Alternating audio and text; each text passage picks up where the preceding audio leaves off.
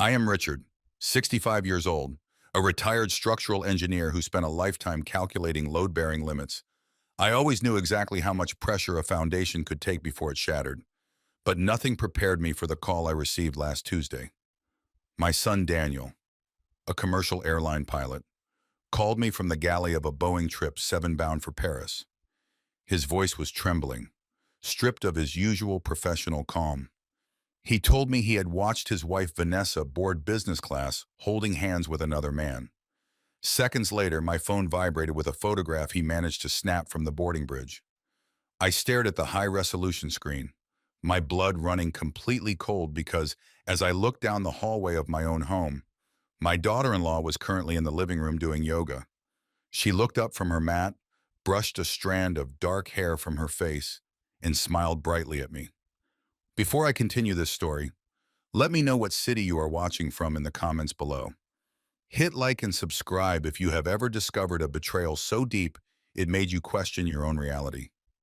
The silence in my study was absolute, broken only by the frantic breathing of my son echoing through the phone speaker. Daniel was thousands of miles away, standing in an aluminum tube, preparing to cross the Atlantic, and his world was collapsing. I looked closely at the photograph on my screen. The woman in the picture had her face turned slightly away, but there was no mistaking the sharp jawline, the distinct curve of her shoulders, and most damning of all, the custom emerald pendant resting against her collarbone. It was the necklace Daniel had commissioned for their 3rd anniversary. The man beside her had a familiar build, wearing a tailored charcoal suit, his hand resting intimately on the small of her back. Then I looked down the long, oak-paneled hallway of my house. The woman in the living room was holding a warrior pose. She wore the exact same face, the same hair, the same athletic frame, but the emerald necklace was missing. "Dad, are you there?" Daniel asked, his voice cracking with a vulnerability I had not heard since he was a teenager. "Tell me she is home. Tell me I am losing my mind." I took a slow, deep breath, pulling upon 40 years of professional discipline. In my career, panic was the enemy of survival. I had to stabilize the structure before I could assess the damage. I looked directly at the woman in the living room. She held my gaze, her smile unwavering, entirely unaware of the digital execution taking place in my hand. "She is right here in front of me," I said, forcing my voice into a low, reassuring register. "I am looking right at her. Daniel, she is doing her morning stretches. It is a doppelganger, a trick of the light, and a similar haircut. You are exhausted from back-to-back international routes." I heard a heavy exhale on the other end of the line. The relief in his breath was palpable, yet laced with residual doubt. I ordered him to sit down, drink a glass of water, and focus on flying his route safely. I promised him I would take Vanessa out to lunch and send him a picture to prove she was firmly on American soil. I hung up the phone before he could argue further. The dial tone hummed in my ear as the true gravity of the situation settled over me. I placed the phone face down on my mahogany desk. The woman in the living room was an imposter. I remained in the shadows of the study watching her breathe. She rolled up her yoga mat with practiced efficiency. For the past 12 months, Vanessa had been systematically convincing my son that my mind was deteriorating. She would hide my reading glasses and claim I left them in the refrigerator. She would alter the dates on my medical appointments and sigh loudly when I missed them, whispering to Daniel that my memory was becoming a hazard. She constantly referenced my failing vision, insisting I should no longer drive or manage my own finances. I had endured her condescending tone in silence, believing she was simply overprotective or perhaps anxious about aging. I now realized the terrifying truth. She was not worried about my health.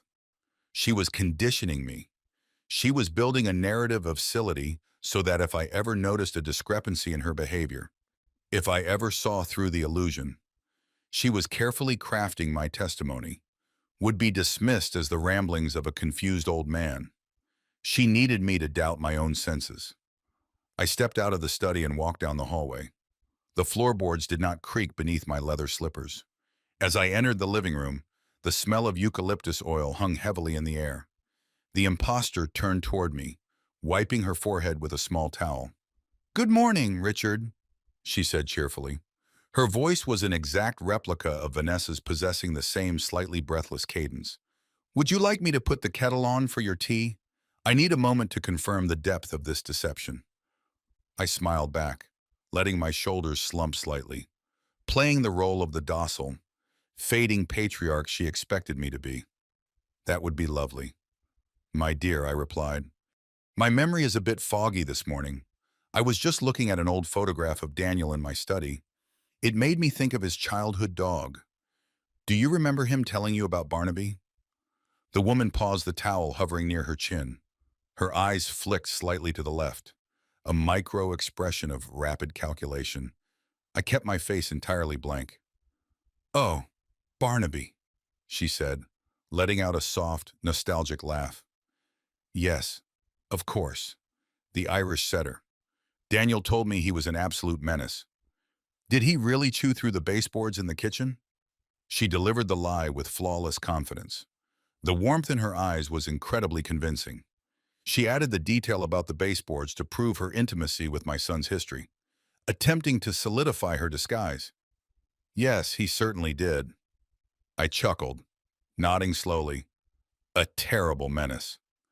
I turned my back to her and walked slowly toward the kitchen. My heart hammered against my ribs, but my hands remained perfectly steady. Daniel never owned an Irish setter named Barnaby. Daniel was born with severe pet dander allergies. He spent his entire childhood terrified of dogs after being bitten by a stray when he was 7. He had never spoken a fond word about an animal in his life. The woman standing in my house had studied a script, but she did not know the man she was pretending to be married to. I told her I needed to check the circuit breaker in the garage because the hall lights were flickering. She nodded, humming quietly as she filled the kettle with water. I stepped into the cool, damp air of the attached garage and closed the heavy fire door behind me, ensuring it clicked shut. The garage was dimly lit, housing my old workbench in the sleek silver sedan Vanessa had driven home last night. I approached the vehicle. I knew Vanessa always left her car doors unlocked when parked inside the garage. I pulled the handle. It opened with a soft click. I slid into the driver's seat. The interior smelled different.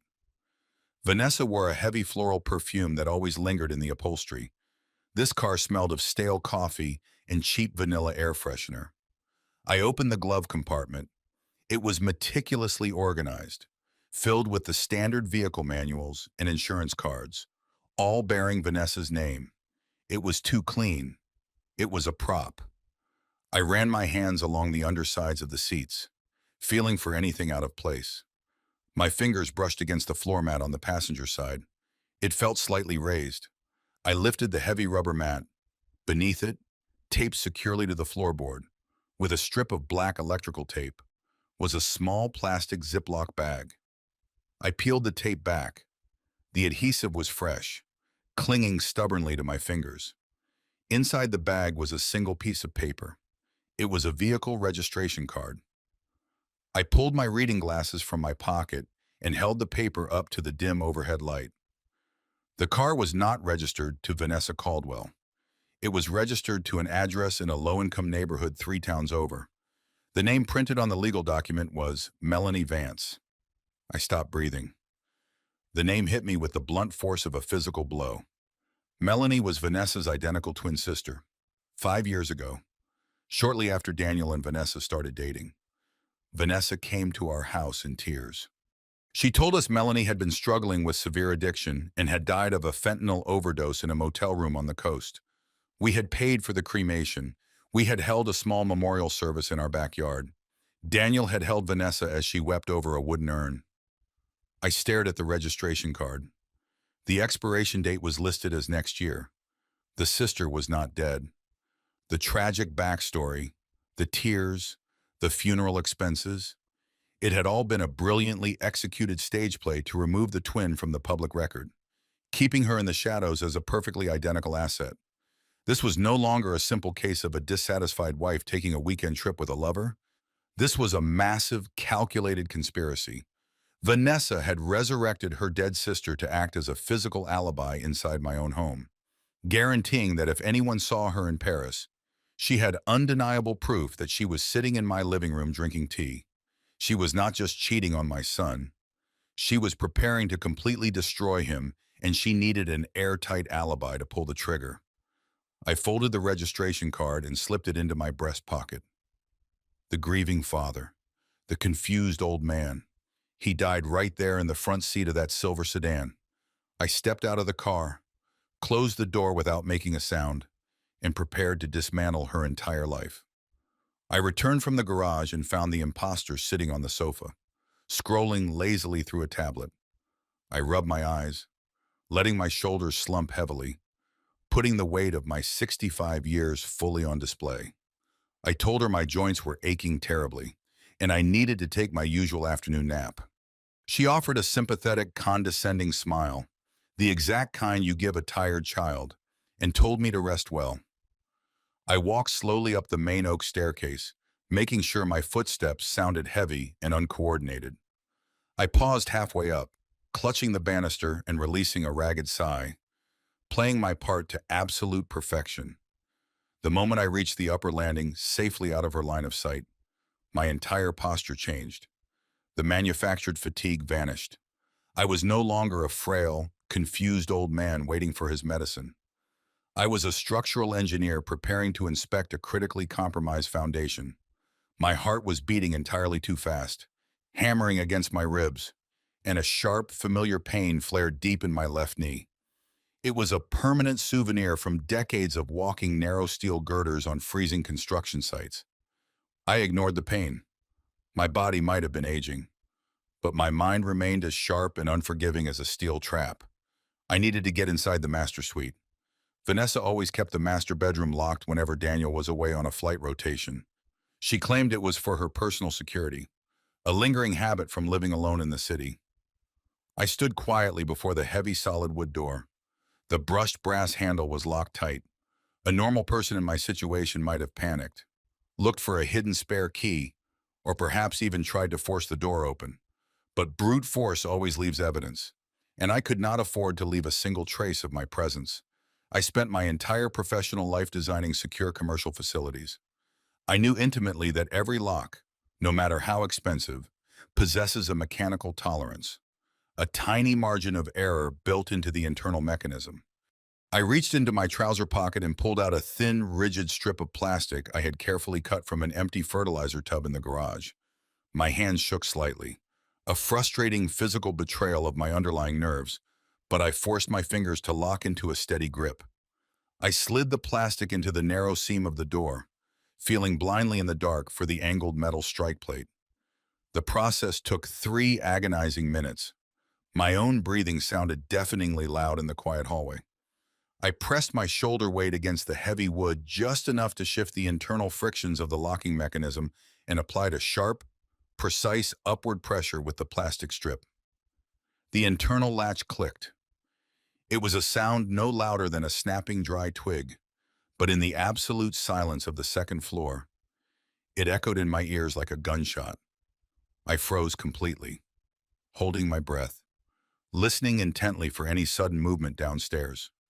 The television continued to murmur softly from the living room. The decoy had not heard a thing. I pushed the door open very slowly and stepped inside, closing it silently behind me until I heard the latch secure itself once more. The master suite was immaculate. It smelled strongly of expensive lavender oil and cold, calculating ambition. Vanessa had redecorated this entire room immediately after I transferred the ownership of the house into Daniel's name. She had ripped out the warm carpets my late wife had chosen and replaced them with stark imported hardwood flooring. Everything in the room was perfectly aligned, entirely sterile, revealing absolutely nothing on the surface. But I was not looking for hidden diaries or carelessly discarded letters. I was looking for a structural anomaly. People hide their darkest secrets in the places where they feel the absolute most control. I closed my eyes for a long moment and visualized the original architectural blueprints of my house. I remembered the exact mathematical spacing of the wooden floor joists I had laid with my own 2 hands 30 years ago. I opened my eyes and began to walk the perimeter of the room. I did not just look at the floor. I felt the physical structure beneath my feet. I walked a tight, methodical grid across the expensive hardwood, feeling for the microscopic give of a hollow cavity. My knees burned fiercely with the intense effort of stepping so deliberately, but my focus was unbreakable. Near the back wall, deep inside her massive walk-in closet, the acoustic resonance of the floor changed. It was a remarkably subtle difference, a slightly duller sound. When the heel of my shoe struck the polished wood, I knelt down slowly on the floor of the closet. My joints popped loudly in the confined quiet space. I ran my bare fingertips along the tight seams of the hardwood planks. The carpentry was excellent, but an experienced engineer knows that natural wood breathes and shifts with changes in temperature. One specific plank near the white baseboard lacked the microscopic buildup of dust present in all the surrounding grooves.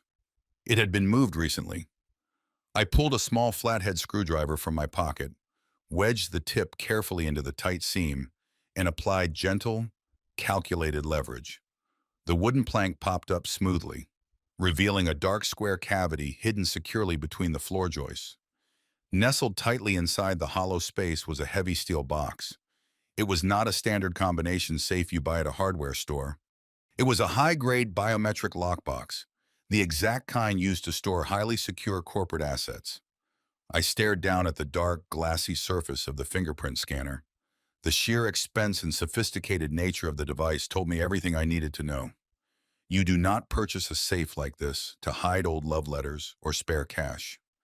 You buy this kind of vault to hide absolute ruin.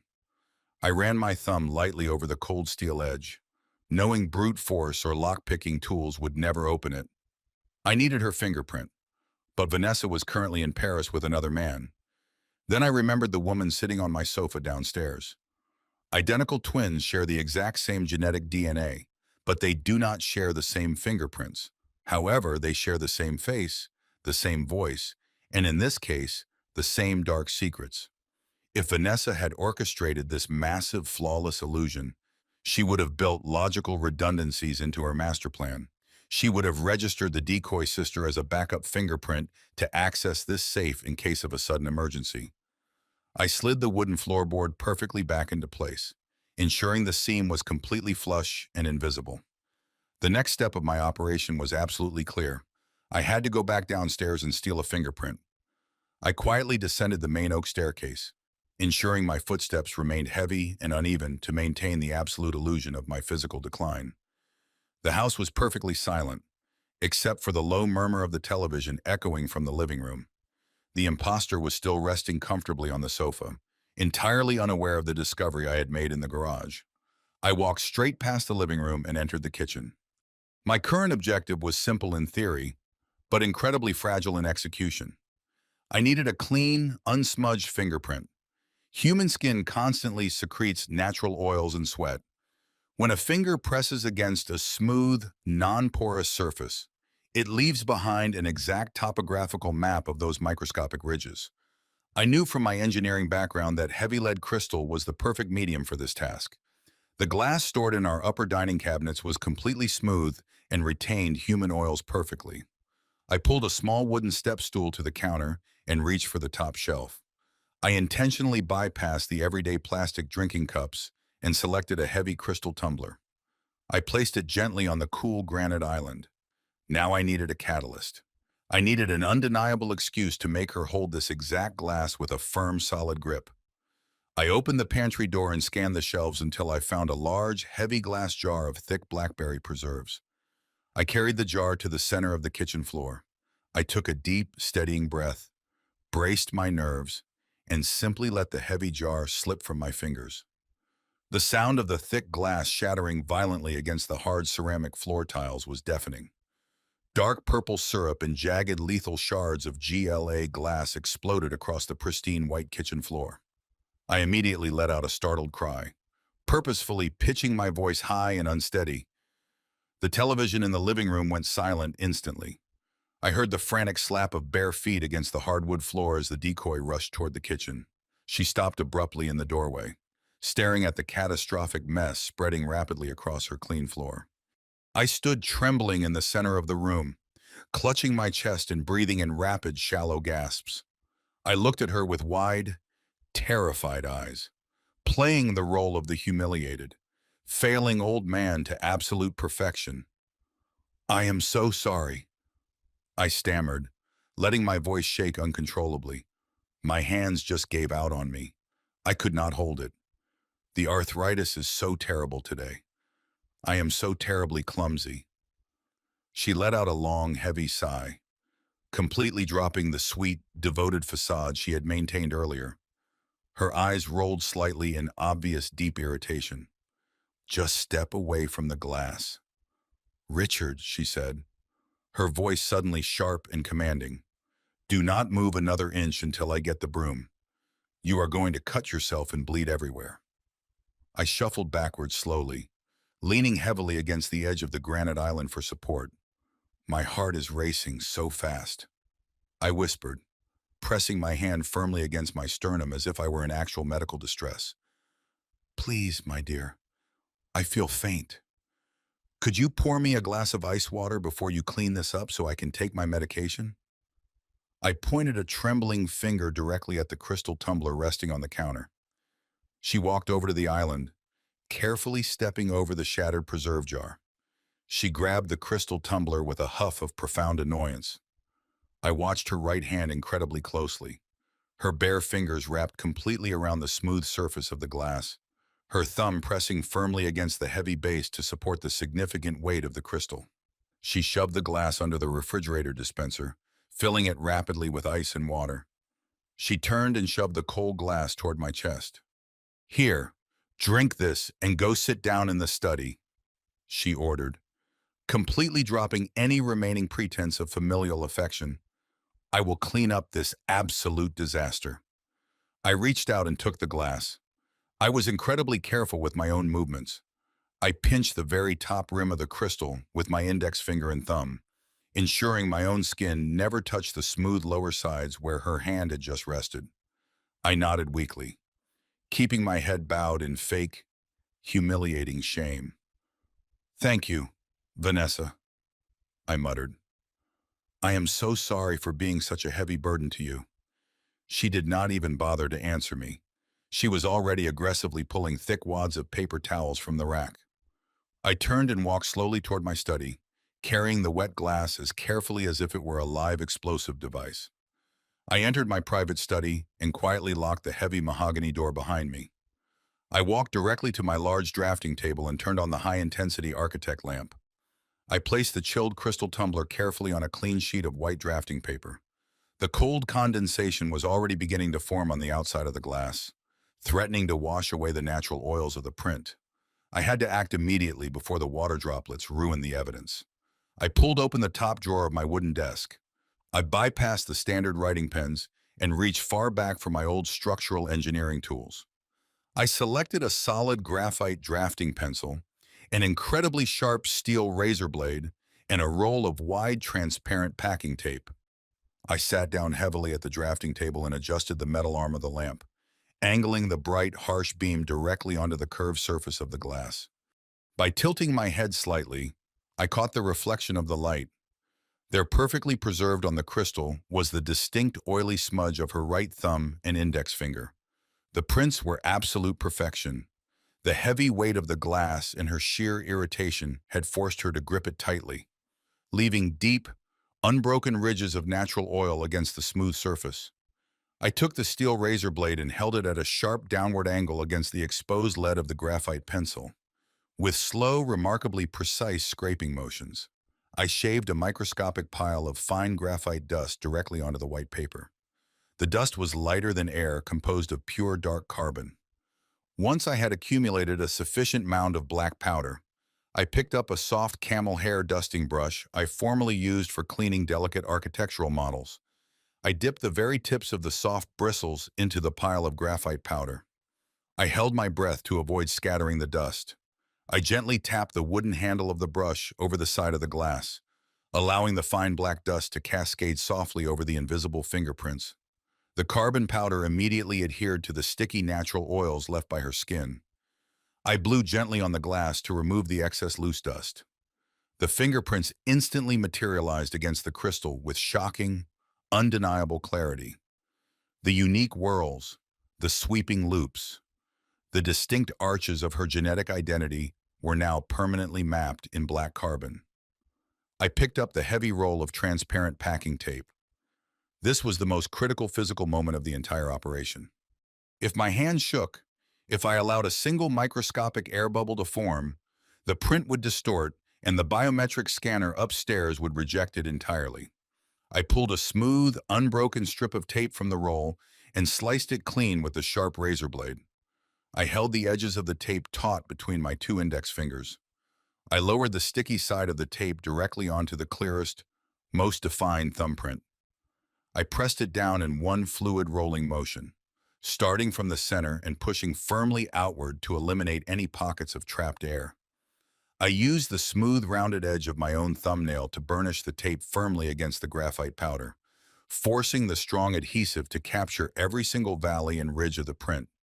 I grabbed the corner of the tape and peeled it back in one swift, unbroken motion. I held the strip of tape up to the bright light of the architect lamp. The black fingerprint was lifted perfectly suspended securely in the clear adhesive.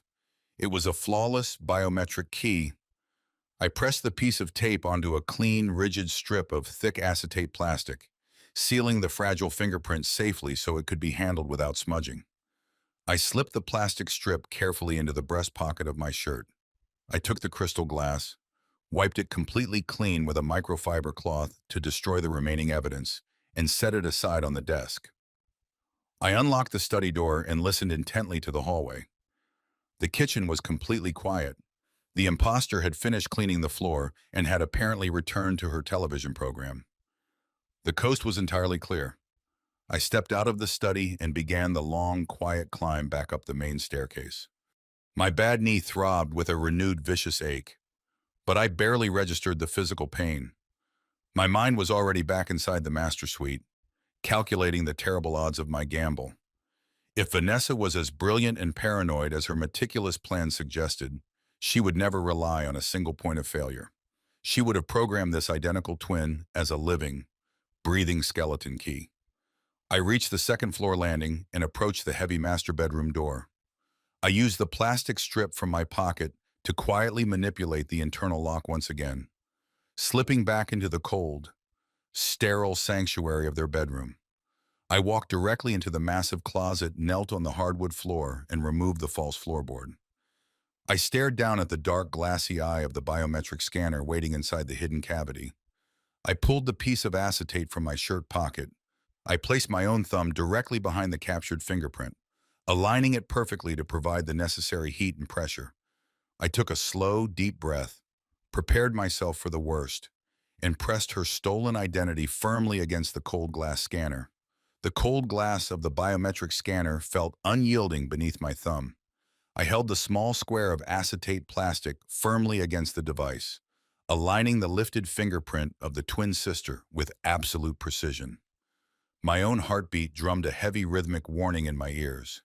If the machine detected the flat plastic surface instead of the electrical capacitance of human skin, a security lockout would trigger.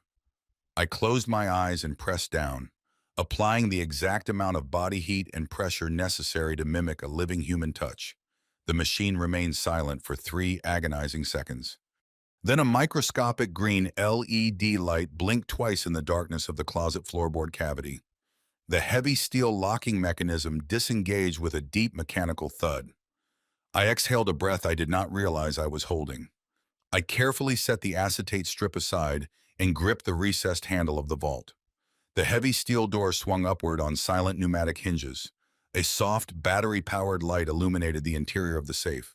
It was not filled with jewelry or stacks of illicit cash. It was completely packed with thick, neatly organized manila folders. It looked like a miniature corporate archiving room. I reached inside and pulled out the first thick stack of papers. The top folder was labeled with Daniel's name in Vanessa's elegant, sloping handwriting. I opened the folder and spread the documents across the hardwood floor of the closet. They were comprehensive financial statements spanning the last 3 years. I quickly scanned the columns of numbers, my engineering mind rapidly processing the data. These were the records for Daniel's airline pilot pension fund and his private investment portfolios. When Daniel first married Vanessa, he had proudly told me he was building a massive nest egg so they could retire early and travel the world together. The statements from 2 years ago showed a robust, rapidly growing balance. But as I flipped through the more recent months, a chilling pattern emerged. Massive systematic withdrawals had been executed week after week. Tens of thousands of dollars were being routinely siphoned out of Daniel's secure accounts and transferred into a series of opaque offshore shell companies. I stared at the final statement dated just 3 days ago. The balance on his primary retirement account, a fund he had spent 10 grueling years building by flying red-eye routes and missing holidays, was practically zero. Vanessa had bled him completely dry. She had reduced my son's entire life of hard work to a few meaningless pennies. The sheer ruthlessness of the theft made my stomach twist, but I forced myself to keep reading. The drained accounts were only the appetizer.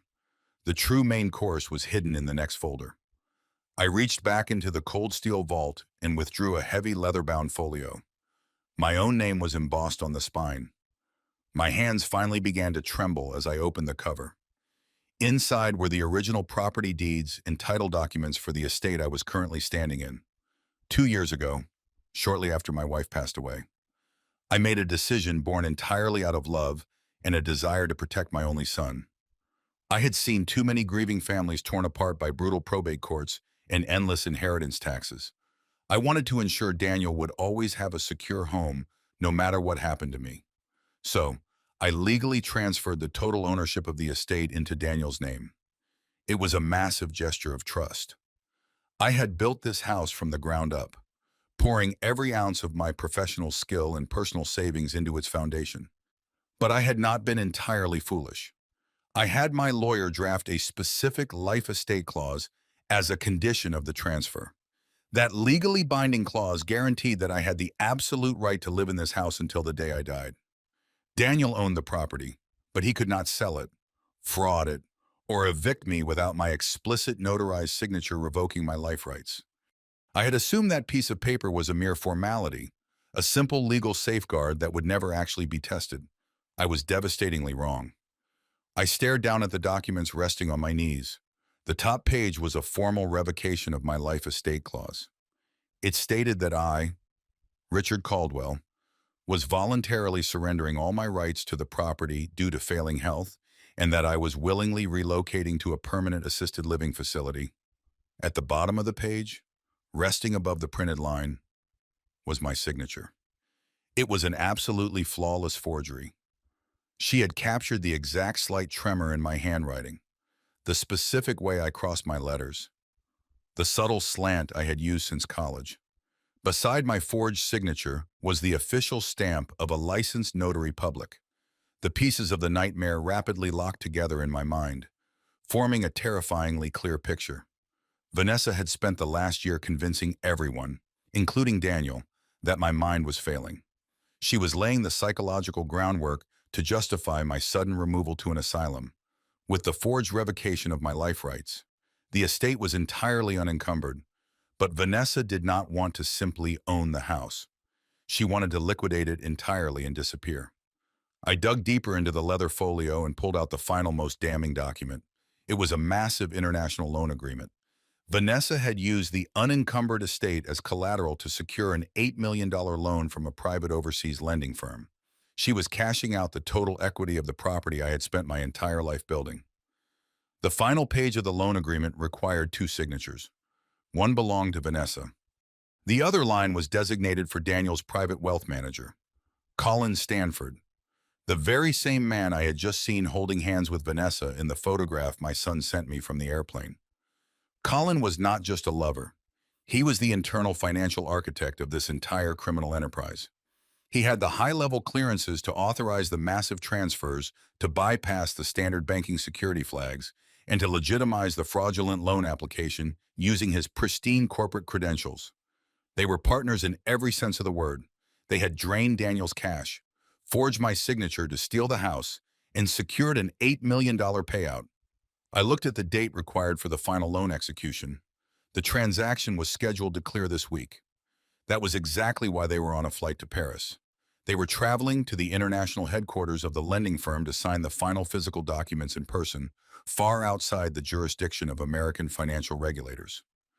Once those papers were signed, The $8 million would instantly wire into their untraceable offshore accounts. They would vanish into the luxurious European sunset, leaving Daniel entirely bankrupt and leaving me legally evicted, branded as an incompetent old man with nowhere to go. The sheer scale of their ambition was breathtaking. They had calculated every single variable removed, every obstacle, and manipulated our love into a lethal weapon against us. They thought they had accounted for everything. They thought they were dealing with a naive pilot who was never home and a senile engineer who could not remember where he left his glasses. They were wrong. I did not feel panic. I did not feel despair. As I looked at the forged signature designed to destroy my life, I felt a deep, profound clarity settle over my mind. The structural integrity of their massive conspiracy relied entirely on the assumption that I was ignorant of their actions. I carefully gathered the financial statements, the forged deed, and the loan documents. I used the camera on my mobile phone to take high-resolution photographs of every single page, capturing the dates, the account numbers, and the routing information. Once I had documented their entire fraudulent empire, I placed the papers perfectly back into their respective folders. I set the folders back inside the steel vault exactly as I had found them. I closed the heavy safe door. The locking mechanism engaged with a solid final click. I replaced the wooden floorboard, ensuring the seam was completely invisible. I stood up in the quiet closet and brushed the dust from my trousers. The timeline was incredibly tight. Vanessa and Colin would land in Paris in a matter of hours. I had less than 2 days to engineer a catastrophic structural failure of their entire plan, and I knew exactly who I needed to call to help me build the guillotine. I stood in the center of the master bedroom, the heavy silence of the house pressing down on my shoulders. I pulled my mobile phone from my trouser pocket and opened the photograph my son had sent me just an hour ago. Earlier, my attention had been entirely consumed by the shock of seeing Vanessa holding hands with another man and the terrifying realization that her identical twin was downstairs. Now armed with the horrifying truth I had just unearthed from the hidden biometric safe, I examined the digital image through the lens of a forensic investigator. I zoomed in on the background of the photograph. Behind Vanessa and Colin Stanford, the illuminated departure board of the airport terminal was slightly out of focus, but the bold yellow letters were distinct enough for me to read. Flight 409, non-stop service to Charles de Gaulle Airport, Paris. It was not a romantic getaway or a spontaneous weekend vacation. It was a highly calculated, meticulously timed business execution. The private international lending firm listed on the $8 million loan agreement I had just photographed was headquartered in the 8th arrondissement of Paris. I sat down slowly on the edge of the unmade bed, doing the brutal, unforgiving mathematics of our survival. I spent my entire career calculating stress limits and load-bearing timelines. I knew how to identify the exact moment a structure would suffer a catastrophic collapse. Today was Tuesday afternoon on the east coast of the United States. The transatlantic flight to Paris would take approximately 9 hours. They would land in France just as the European financial institutions opened their heavy glass doors for the Wednesday morning business session. The offshore loan agreement required physical signatures in the immediate presence of the firm's senior underwriters. This was a mandatory protocol designed to bypass standard international fraud alerts for high V-value transactions. Colin Stanford was not just going along for the trip. With his pristine, verifiable reputation as a senior private wealth manager, he was the essential key to the entire operation. He would walk into that Parisian office, present his corporate credentials, and personally vouch for the legitimacy of the transaction. He would present my flawlessly forged signature, legally authorize the encumbrance of my estate, and initiate the massive wire transfer.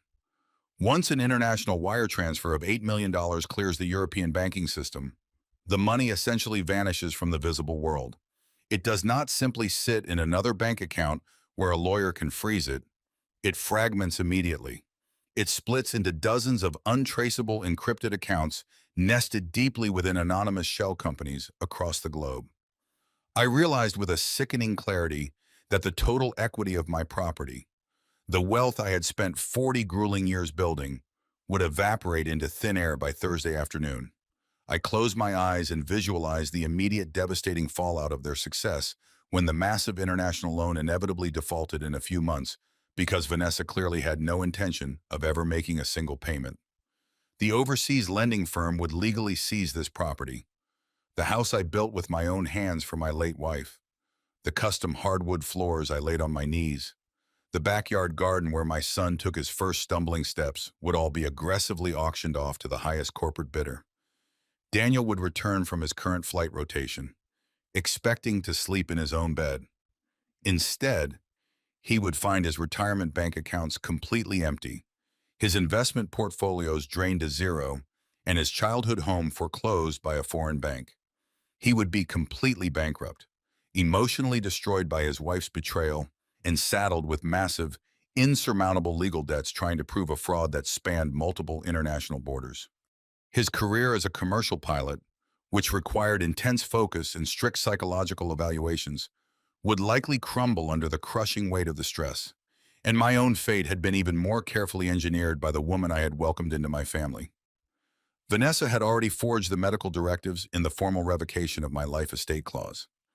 The exact moment the $8 million cleared into her offshore accounts, she would undoubtedly submit those forged documents to the county health department and the local probate court. I would not just be rendered homeless. I would be legally declared a ward of the state. I would be dragged from this house by court-appointed officers and permanently locked inside a sterile, underfunded assisted living facility. I would be stripped of my financial autonomy, my personal dignity, and my legal voice. Any frantic attempt I made to report the $8 million theft to the authorities would be instantly dismissed as the tragic, paranoid delusions of a senile old man. She had built a perfect, inescapable cage around me, using my own unconditional love for my son as the iron bars. The sheer breathtaking perfection of their cruelty did not break my spirit. Instead, it completely crystallized my resolve. For the past 12 months, I had played the role of the quiet, fading, agreeable father simply to keep the peace in my family. I had swallowed my pride daily. I had ignored her constant passive-aggressive insults about my memory. I had allowed her to completely manage the household finances because I sincerely thought it relieved a burden from my son's shoulders. I had foolishly confused my own silence with strength. But silence in the face of absolute malice is not strength at all. It is complicity.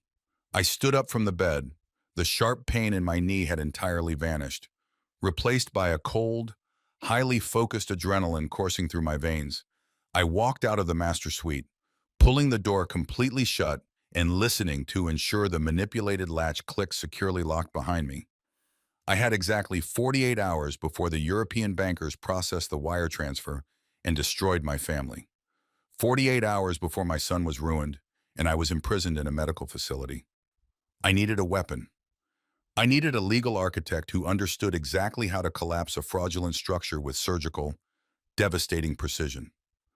I walked down the main staircase, completely abandoning the heavy, uncoordinated shuffle I had been practicing all year. I moved with the silent, purposeful, and upright stride of a man preparing to go to war. As I reached the bottom floor and turned into the hallway, the imposter sister was just walking out of the kitchen holding a fresh glass of iced water. She stopped abruptly in her tracks and looked at me, her brow furrowing in deep confusion. The change in my physical posture was impossible for her to ignore. "Are you feeling better, Richard?" she asked, her voice dripping with artificial forced sweetness. "You look entirely different. You were walking so quickly just now." I stopped and looked directly into her eyes. The physical resemblance to my daughter-in-law was absolutely uncanny, a perfect genetic mirror, but without the expensive emerald necklace and the deeply ingrained arrogance that Vanessa carried. This woman was nothing more than a cheap, desperate copy playing a dangerous game she did not fully comprehend. "I am feeling remarkably refreshed," I replied, keeping my vocal tone perfectly even and pleasant. The afternoon nap did absolute wonders for my circulation. In fact, I feel well enough to take a short, brisk walk to the local pharmacy. I believe I need to refill a prescription before the evening. She looked highly hesitant, her eyes darting toward the front door. She was clearly wondering if she should physically stop me to maintain strict control of the environment until her sister completed the transaction in Paris. Are you absolutely sure you should be walking alone in your condition? She pressed, taking a slow step toward me to block the hallway. I really do not want Daniel getting upset with me if you wander off and get confused in the neighborhood. We both know your memory has been slipping terribly lately. I smiled at her. It was a genuine, terrifying smile born from the absolute certainty of what I was about to do to her and her treacherous sister. I deeply appreciate your concern for my well-being, Vanessa, I said deliberately, using the name she had stolen to keep her comfortable in her lie. But I assure you, my memory is perfectly clear today. I know exactly where I'm going, and I know exactly what needs to be done. Before she could offer another fabricated excuse to detain me or call her sister in a panic, I turned smoothly and walked to the front hall closet. I pulled my heavy wool overcoat from the hanger and stepped out the front door into the crisp, cooling afternoon air. The heavy deadbolt clicked shut behind me, sealing the decoy safely inside my home, where she could not interfere. I walked purposefully down the long driveway toward the quiet suburban street. I was not going anywhere near the pharmacy. I was walking straight to the train station. I was going to the financial district downtown to see Jonathan Pierce. The train ride into the city financial district was a blur of gray concrete and steel. I did not sit down. I stood by the heavy metal doors. The entire 40-minute journey, my mind actively building the framework of my retaliation. I walked the 3 blocks from the station to the towering glass skyscraper that housed the law firm of Pearson Associates. Jonathan Pierce was not just my attorney. We had played poker every second Thursday of the month for the last 20 years. He was a ruthless corporate litigator, a man who viewed the legal system not as a balanced scale of justice, but as a battlefield where the only acceptable outcome was the total financial ruin of his opponent. I did not want a sympathetic friend today. I needed a shark who understood the absolute architecture of destruction. The receptionist recognized me immediately and ushered me directly into his expansive corner office. Jonathan was reviewing a thick contract, his silver pen poised over the paper. He looked up, took one look at my rigid posture, and immediately closed the file on his desk. He asked me what was wrong. I did not waste time with polite pleasantries or emotional breakdowns. I pulled my mobile phone from my pocket, opened the digital photo gallery, and placed the device flat on his polished mahogany desk. I told him to look at the first photograph. Jonathan put on his reading glasses and studied the image of Vanessa and Colin Stanford walking onto the jet bridge. He recognized Colin immediately because they ran in the same elite financial circles. Then I swiped to the next series of photographs. I showed him the high-resolution images of Daniel's drained retirement accounts. I watched the muscles in Jonathan's jaw tighten as he rapidly processed the staggering financial loss. But it was the final photograph that made the blood completely drain from the veteran lawyer's face. It was the digital copy of the property deed transfer and the formal revocation of my life estate clause. Jonathan leaned in incredibly close to the glowing screen. He swore softly under his breath, a rare break in his usually impenetrable professional armor. He looked up at me and stated that he had personally drafted that life estate clause 2 years ago to be absolutely ironclad. He pointed at the screen and said the signature was a breathtaking forgery. He noted that the notary stamp beside my forged name was completely legitimate, meaning Vanessa had likely bribed a corrupt official to validate the false surrender of my rights. Jonathan explained the immediate legal reality with brutal clinical efficiency. He told me that with this single piece of paper, Vanessa had legally erased my existence from the property. She had presented a clean, unencumbered title to the overseas lending firm, effectively turning my life's work into a massive, unsecured cash machine for her own personal use. I stood by the floor-to-ceiling window, looking out over the sprawling city skyline. I told Jonathan they were currently flying over the Atlantic Ocean. I explained they would land in Paris by tomorrow morning and sign the final physical documents to secure an $8 million loan against my house. I told him about the identical twin sister sitting in my living room acting as a physical alibi, perfectly insulating Vanessa from any domestic suspicion. Jonathan sat back in his heavy leather chair, steepling his fingers together. The sheer audacity of the criminal enterprise clearly impressed his strategic litigator mind. He immediately began outlining our defensive options. He said he could draft an emergency injunction and file it with the local county court by tomorrow morning. He explained this action would put a temporary legal freeze on the property title, automatically causing the Parisian bank to reject the loan application when they ran their final global asset check before releasing the funds. He assured me this would protect the house and keep me from being legally evicted. I turned away from the window and shook my head slowly. I told Jonathan that a temporary injunction was entirely unacceptable. If we simply blocked the transaction at the last second, Vanessa and Colin would instantly realize they were caught. They would destroy whatever remaining evidence they had in Europe, fly back to the United States, and claim the forged document was a simple banking error or a misunderstanding. They would hire their own aggressive defense attorneys using the hundreds of thousands of dollars they had already stolen from my son's retirement funds. They would drag Daniel through years of agonizing, drawn-out divorce court, bleeding him financially dry while they walked away relatively unscathed. I walked back to his desk and leaned over the polished wood. I looked Jonathan directly in the eye and told him I did not want to stop them from jumping off the cliff. I wanted to let them jump, but I wanted to make absolutely sure we moved the safety net before they hit the ground. I reminded Jonathan that Vanessa had not just stolen money from a joint marital account by forging my signature to secure a multi-million-dollar loan across international borders. She had escalated a domestic dispute into a massive federal crime. Jonathan smiled slowly, a sharp, dangerous expression that entirely transformed his face. He understood exactly what I was suggesting. He stated that if we let the offshore bank process the loan, the crime of federal wire fraud would be fully executed the exact second the funds were transmitted. But we needed a way to control where that massive sum of money landed. If it went into Vanessa's hidden offshore shell companies, it would fragment into 1,000 untraceable pieces across the globe, and we would never see it again. We needed to build a trap perfectly disguised as a successful robbery.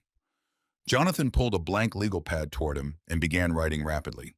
He explained that since I was the true legal owner of the life estate, and since we had irrefutable photographic proof of an active financial conspiracy, he could contact his former colleagues at the Federal Bureau of Investigation. He proposed a highly coordinated maneuver. Instead of freezing the property title, we would let the title clear, but Jonathan would legally intercept the receiving routing numbers on the loan document. He told me we would allow Colin and Vanessa to sit in that luxurious Parisian office and sign the final papers, believing they had won everything. The bank would approve the $8 million wire transfer, but the money would not go to their hidden accounts. It would be silently routed directly into a frozen federal escrow account, monitored by the authorities. The trap was incredibly risky, but the payoff was absolute. They would return home confident and wealthy, totally unaware that they had just financed their own federal indictments. I agreed to the plan without a single moment of hesitation.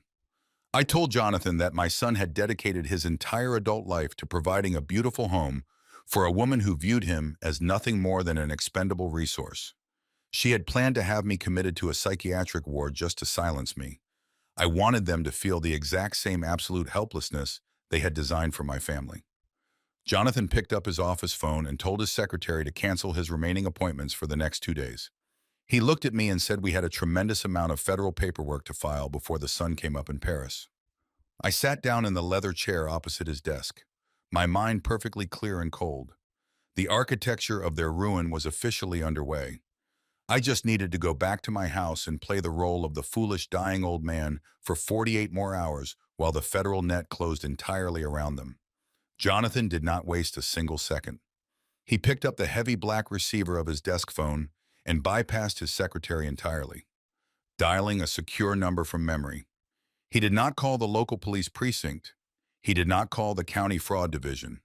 He called a direct line to the Federal Bureau of Investigation, specifically reaching out to a senior special agent in the white-collar crime division whom he had known for over a decade.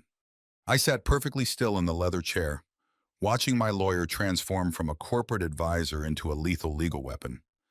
I listened as Jonathan spoke in rapid, clipped sentences, bypassing all pleasantries. He laid out the exact parameters of the conspiracy with clinical precision.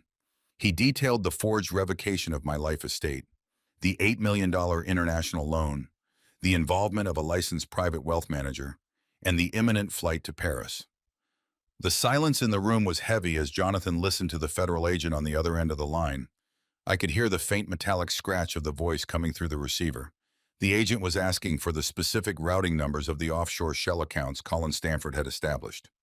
Jonathan read the numbers directly from the high-resolution photographs I had taken of the hidden documents in the biometric safe. He explained that we did not want to file a standard injunction to freeze the property title. He stated explicitly that we wanted to authorize a shadow intercept. Jonathan placed the phone on speaker so I could hear the federal agent explain the mechanics of the trap. The agent had a deep, growly voice that commanded absolute authority. He explained that the global banking system operates on a highly automated network. When Colin and Vanessa signed the final documents in Paris, the European lending firm would initiate an international wire transfer. That massive sum of money would hit a central clearinghouse before being dispersed to their hidden offshore accounts. Because I was the verified legal owner of the encumbered property, and because we had irrefutable photographic evidence of an active forgery crossing international borders, the Bureau could legally insert a digital tripwire at that exact clearing level. The agent clarified that the Parisian bank would receive a completely normal confirmation code. Colin Stanford would check his secure banking application on his phone and see that the wire transfer had been successfully processed. Vanessa would believe she was instantly a multimillionaire. They would celebrate in their luxury hotel, completely unaware that the $8 million never actually reached their offshore shell companies. The funds would be seamlessly diverted into a heavily monitored frozen escrow account controlled entirely by the United States federal government. The sheer brilliance of the maneuver settled over me like a heavy winter blanket. If we had simply blocked the loan application, Vanessa and Colin would have returned to the United States and played the victims. They would have claimed the forged signature was a clerical error made by the bank. They would have hired aggressive defense lawyers and dragged my son through a grueling decade-long divorce, slowly bleeding his remaining assets dry while they walked free. But by allowing the wire transfer to execute, we were allowing them to cross a catastrophic legal threshold. The moment that money moved across international borders based on a forged signature, the crime escalated from a simple domestic dispute into massive federal wire fraud, aggravated identity theft, and international money laundering. I was not just stopping a theft. I was actively choosing to send my daughter-in-law to a federal penitentiary for a very long time. I thought about my son, Daniel. I thought about the thousands of hours he had spent flying red-eye cargo routes, exhausting his body and mind to provide Vanessa with a life of absolute luxury. I thought about how she had repaid his unconditional devotion by secretly draining his retirement accounts and plotting to have his own father locked inside a psychiatric ward. Any lingering trace of mercy I might have held for her evaporated completely. I looked at Jonathan and told the speakerphone that I fully authorized the intercept. The federal agent instructed Jonathan to immediately draft a sworn affidavit detailing my consent to the shadow operation. He said they needed my physical signature on the federal documents before the European markets opened the next morning. Jonathan disconnected the call and immediately began typing furiously on his computer keyboard.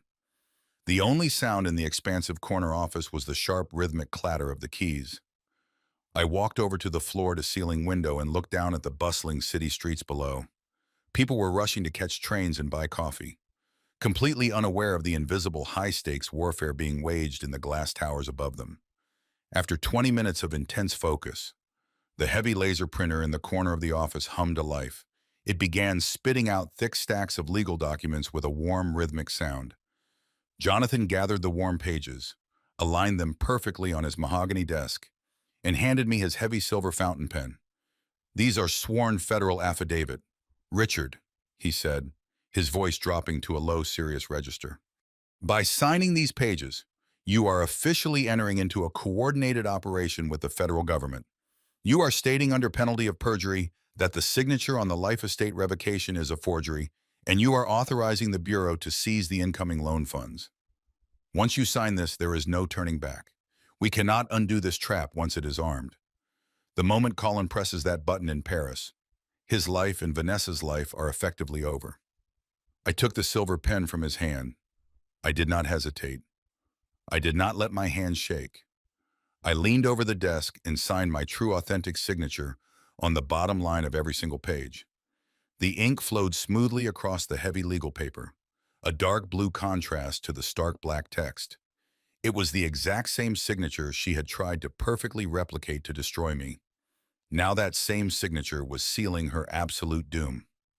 Jonathan gathered the signed affidavit and immediately fed them into a high-speed encrypted scanner on his desk. He transmitted the digital files directly to the secure server of his contact at the Federal Bureau. We waited in complete silence for 3 agonizing minutes. Then a sharp chime echoed from Jonathan's computer. He opened the encrypted email, read the single line of text, and looked up at me with a cold, satisfied smile. "The federal tripwire is officially live," he announced softly. "The escrow account is completely armed and waiting in the shadows. Now comes the hardest part of the entire operation for you. Richard." I asked him what I needed to do. Jonathan leaned forward and folded his hands on the desk. He told me that I had to go back to my house and walk right past the identical twin sisters sitting in my living room. He explained that Melanie was the most volatile variable in this entire equation. If I acted too confident, if I slipped up and revealed that I knew her true identity, she would immediately panic. She would send a frantic text message to Vanessa in Paris warning her that the illusion had failed. If Vanessa received that warning before the final loan documents were signed tomorrow morning, she and Colin would instantly abort the transaction. They would not initiate the wire transfer, and the federal trap would catch absolutely nothing. Jonathan looked at me with intense seriousness. He told me I had to go back and be the pathetic, failing old man they all believed I was. I had to let the decoy sister disrespect me. I had to let her patronize me. I had to endure the humiliation completely and utterly, because every single second I kept her comfortable and arrogant was another second closer to the Parisian bank opening its doors. I nodded slowly, fully absorbing the massive psychological weight of his instructions. I had spent 40 years building massive steel structures designed to withstand incredible external pressure. Now the structure I had to fortify was my own mind. I thanked Jonathan for his swift and ruthless execution of the plan. I put my heavy wool overcoat back on and walked out of the law firm. The sun was beginning to set as I walked back toward the train station. The sky above the city was painted in dark, bruising shades of purple and gray. The physical ache in my knee had returned a dull throb, reminding me of my age, but my mind was completely galvanized. I boarded the commuter train and sat in silence as the landscape shifted from towering steel skyscrapers back to the quiet tree-lined streets of my suburban neighborhood. I was returning to a home that had been converted into a hostile stage set. I had to walk through the front door and look into the face of a woman who had helped plan my destruction, and I had to smile. I closed my eyes as the train rumbled down the tracks, preparing myself to deliver the greatest acting performance of my entire life. I walked up the dimly lit driveway of my own home, the heavy wool overcoat providing little comfort against the biting evening wind. The house was bathed in the harsh artificial glow of the exterior floodlights. I paused on the front porch, rolling my shoulders and consciously adjusting my posture. I let the sharp, focused energy drain completely from my spine. I allowed my knees to bend slightly, my breathing to become shallow and labored, and my eyes to take on the dull, vacant stare of a man slowly losing his grip on reality. I unlocked the heavy oak door and pushed it open. The foyer was completely dark, but the living room television was muted, casting a flickering blue light across the hardwood floor. Melanie was standing directly in the center of the hallway. Her arms were crossed tightly over her chest. The casual, relaxed demeanor she had displayed earlier was completely gone. She looked incredibly agitated, her jaw clenched tight, her breathing rapid and uneven. She was holding her mobile phone in her right hand, her thumb hovering directly over the glowing screen. She demanded to know where I had been. She stated that a simple walk to the local pharmacy does not take 4.5 hours. Her voice lacked the practiced, gentle cadence of my daughter-in-law. It was sharp nasal and laced with genuine panic. She was a hired actor who suddenly realized she had lost control of her primary subject, and she was terrified of the immediate consequences. I stepped fully into the house and closed the door behind me, leaning heavily against the wood as if the physical effort had completely exhausted me. I offered her a weak, confused smile. I told her the pharmacy line was terribly long, and I had decided to sit on a park bench to watch the pigeons for a while because the afternoon air felt so remarkably pleasant. My excuse was flimsy. deliberately crafted to sound like the rambling justification of a deteriorating mind. Melanie did not buy it. Her eyes narrowed into angry slits. She took an aggressive step toward me, raising her mobile phone up to my face. She told me she had been worried sick. She said she was exactly 2 seconds away from calling Daniel at his airline, and she was already dialing Vanessa on her international number to report my sudden disappearance. My chest tightened painfully. The absolute terror of the situation gripped my heart. If she placed a call to Vanessa right now, the entire federal operation Jonathan and I had just spent hours building would instantly collapse. Vanessa would land in Paris, turn on her mobile phone, and see a frantic message from her sister, stating that I had vanished for hours. Her paranoid criminal mind would immediately assume I had discovered the forgery or gone to the police. She and Colin Stanford would abort the $8 million loan transfer, immediately destroying our only chance to lock them in a federal prison. I had to stop Melanie from pressing that call button. I could not use physical force. I had to use the one absolute weakness that had brought her into this house in the first place. I had to appeal to her overwhelming, desperate greed. I let out a long, highly exaggerated sigh of defeat. I reached up and rubbed my temples with trembling fingers. I told her she was absolutely right to be upset with me, and I apologized profusely for causing her such terrible worry. I confessed that I had not actually gone to the pharmacy at all. I told her I had lied because I was deeply embarrassed about my failing memory, and I wanted to do something completely on my own without feeling like a helpless burden. I explained that I had actually taken the commuter train downtown to visit my old bank branch. The mention of a bank caused an immediate microscopic shift in her posture. The tight grip she held on her mobile phone loosened just a fraction. Her eyes, previously filled with panic and suspicion, suddenly sparked with intense curiosity. I slowly unbuttoned my wool overcoat and shuffled into the living room, gesturing for her to follow me. I sat down heavily on the edge of the sofa, letting my hands shake visibly as I reached into my breast pocket. I looked up at her with an expression of profound misplaced affection. I told her that, over the past few months, I had come to realize just how incredibly difficult it must be for her to care for a sick, dying old man. I played directly into the exact narrative she and her sister had constructed. I said I knew my mind was slipping, and I knew I would probably have to move into an assisted living facility very soon, so I would not ruin her beautiful marriage to my son. I thanked her for her endless patience. I thanked her for putting up with my constant mistakes. I laid the guilt and the false gratitude on incredibly thick, painting myself as the ultimate tragic victim who was entirely grateful to his abuser. Melanie stood in the center of the room, completely silent. She was absorbing every single word, her ego swelling with the absolute validation of their cruel scheme. She truly believed she had me entirely fooled. She believed she was looking at a broken, pathetic man who was willingly submitting to his own destruction.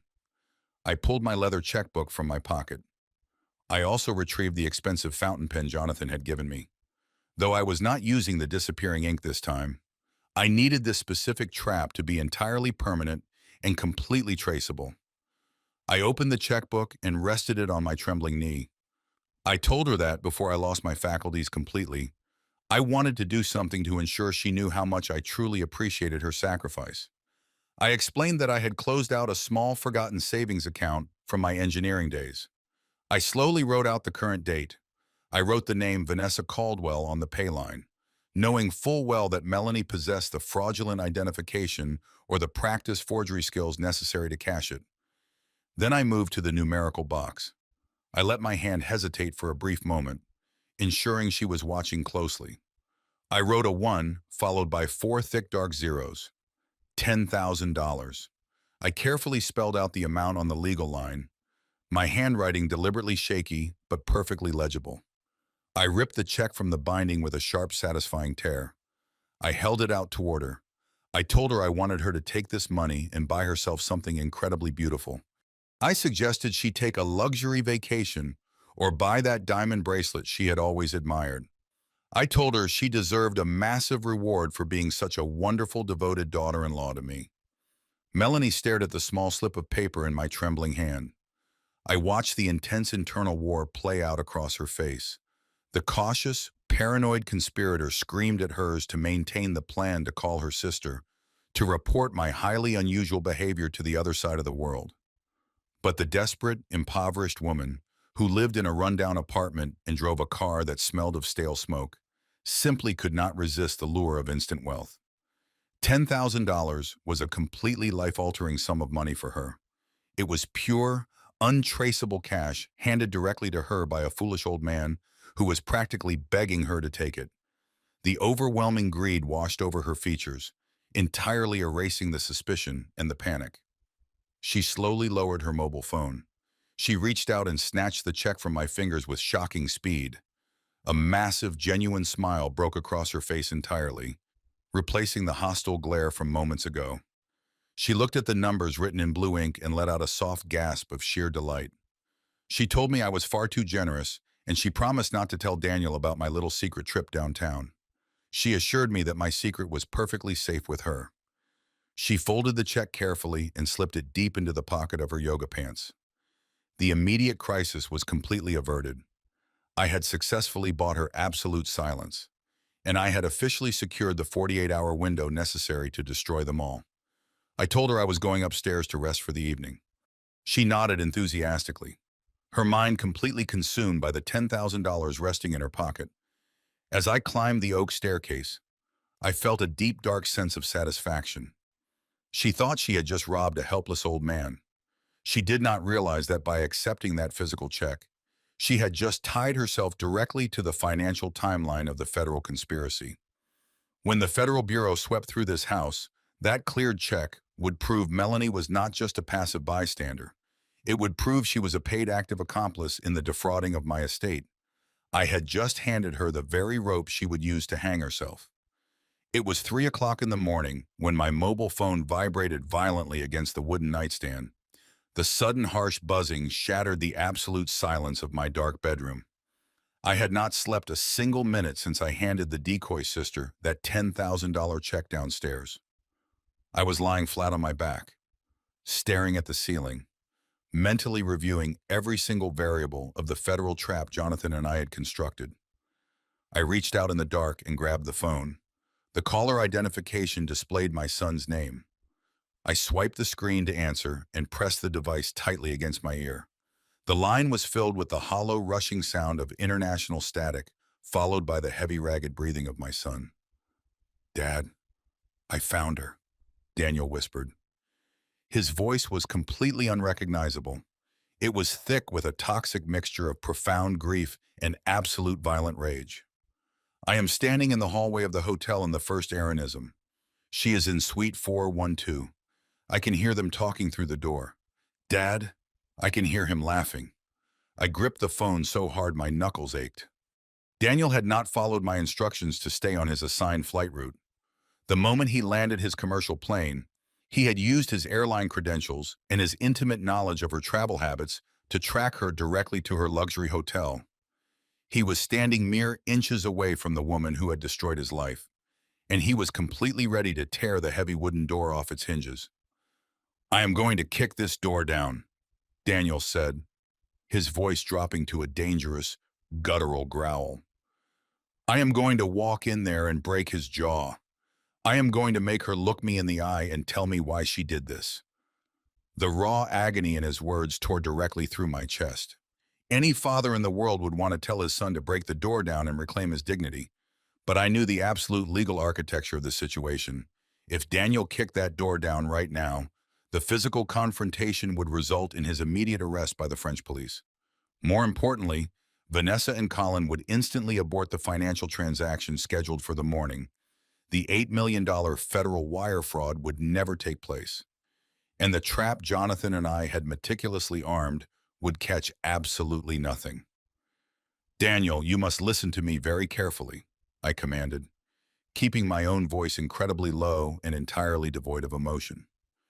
"Do not touch that door. Do not raise your voice. Step away from the suite and walk to the elevator right now." He let out a harsh, bitter laugh that sounded more like a sob. "Are you out of your mind?" he asked, his breathing accelerating. "My wife is sitting in a hotel room with my private wealth manager. I am not walking away from this. I am going to destroy them both right here in this hallway. I closed my eyes and forced myself to deliver the devastating truth. You cannot destroy them with your fists. Daniel, I said plainly, because they have already destroyed you on paper. I need you to hear me. I continued speaking rapidly, but with absolute clarity. While you were flying cargo routes over the ocean to buy her expensive jewelry, Vanessa was completely emptying your retirement accounts. She has drained every single penny of your pension and your private investment portfolios. She transferred all of your life savings into offshore shell companies managed by Colin Stanford. The heavy breathing on the other end of the line stopped completely. The silence was absolute. I knew the sheer magnitude of the betrayal was paralyzing his mind, but I did not have time to let him process the grief. I had to keep pushing the knife deeper to force his absolute compliance. It gets worse. Daniel, I said softly, she did not just steal your cash. She forged my signature on a legal revocation of my life estate clause. She bribed a notary to make it look official. She used your childhood home, the estate I transferred to you 2 years ago, as collateral to secure a massive international loan from a private lending firm located just a few blocks away from where you are standing. They are going to that office at 9 o'clock this morning to sign the final physical documents. The loan is for $8 million. The moment they sign those papers, the money vanishes overseas. You are entirely bankrupt, and the bank will foreclose on our home. They also plan to use those forged medical documents to have me permanently committed to a psychiatric ward so I can never testify against them. I heard a sickening hollow sound through the phone as Daniel slumped against the elegant wallpaper of the Parisian hotel hallway. He could not comprehend the sheer breathtaking cruelty of the woman he loved. He had married her believing they were building a foundation for a beautiful future.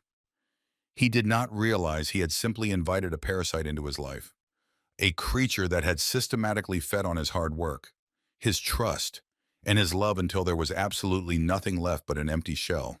Why? He finally whispered, his voice completely broken. Why would she do this to us? I told him that evil does not require a logical reason. It only requires an opportunity.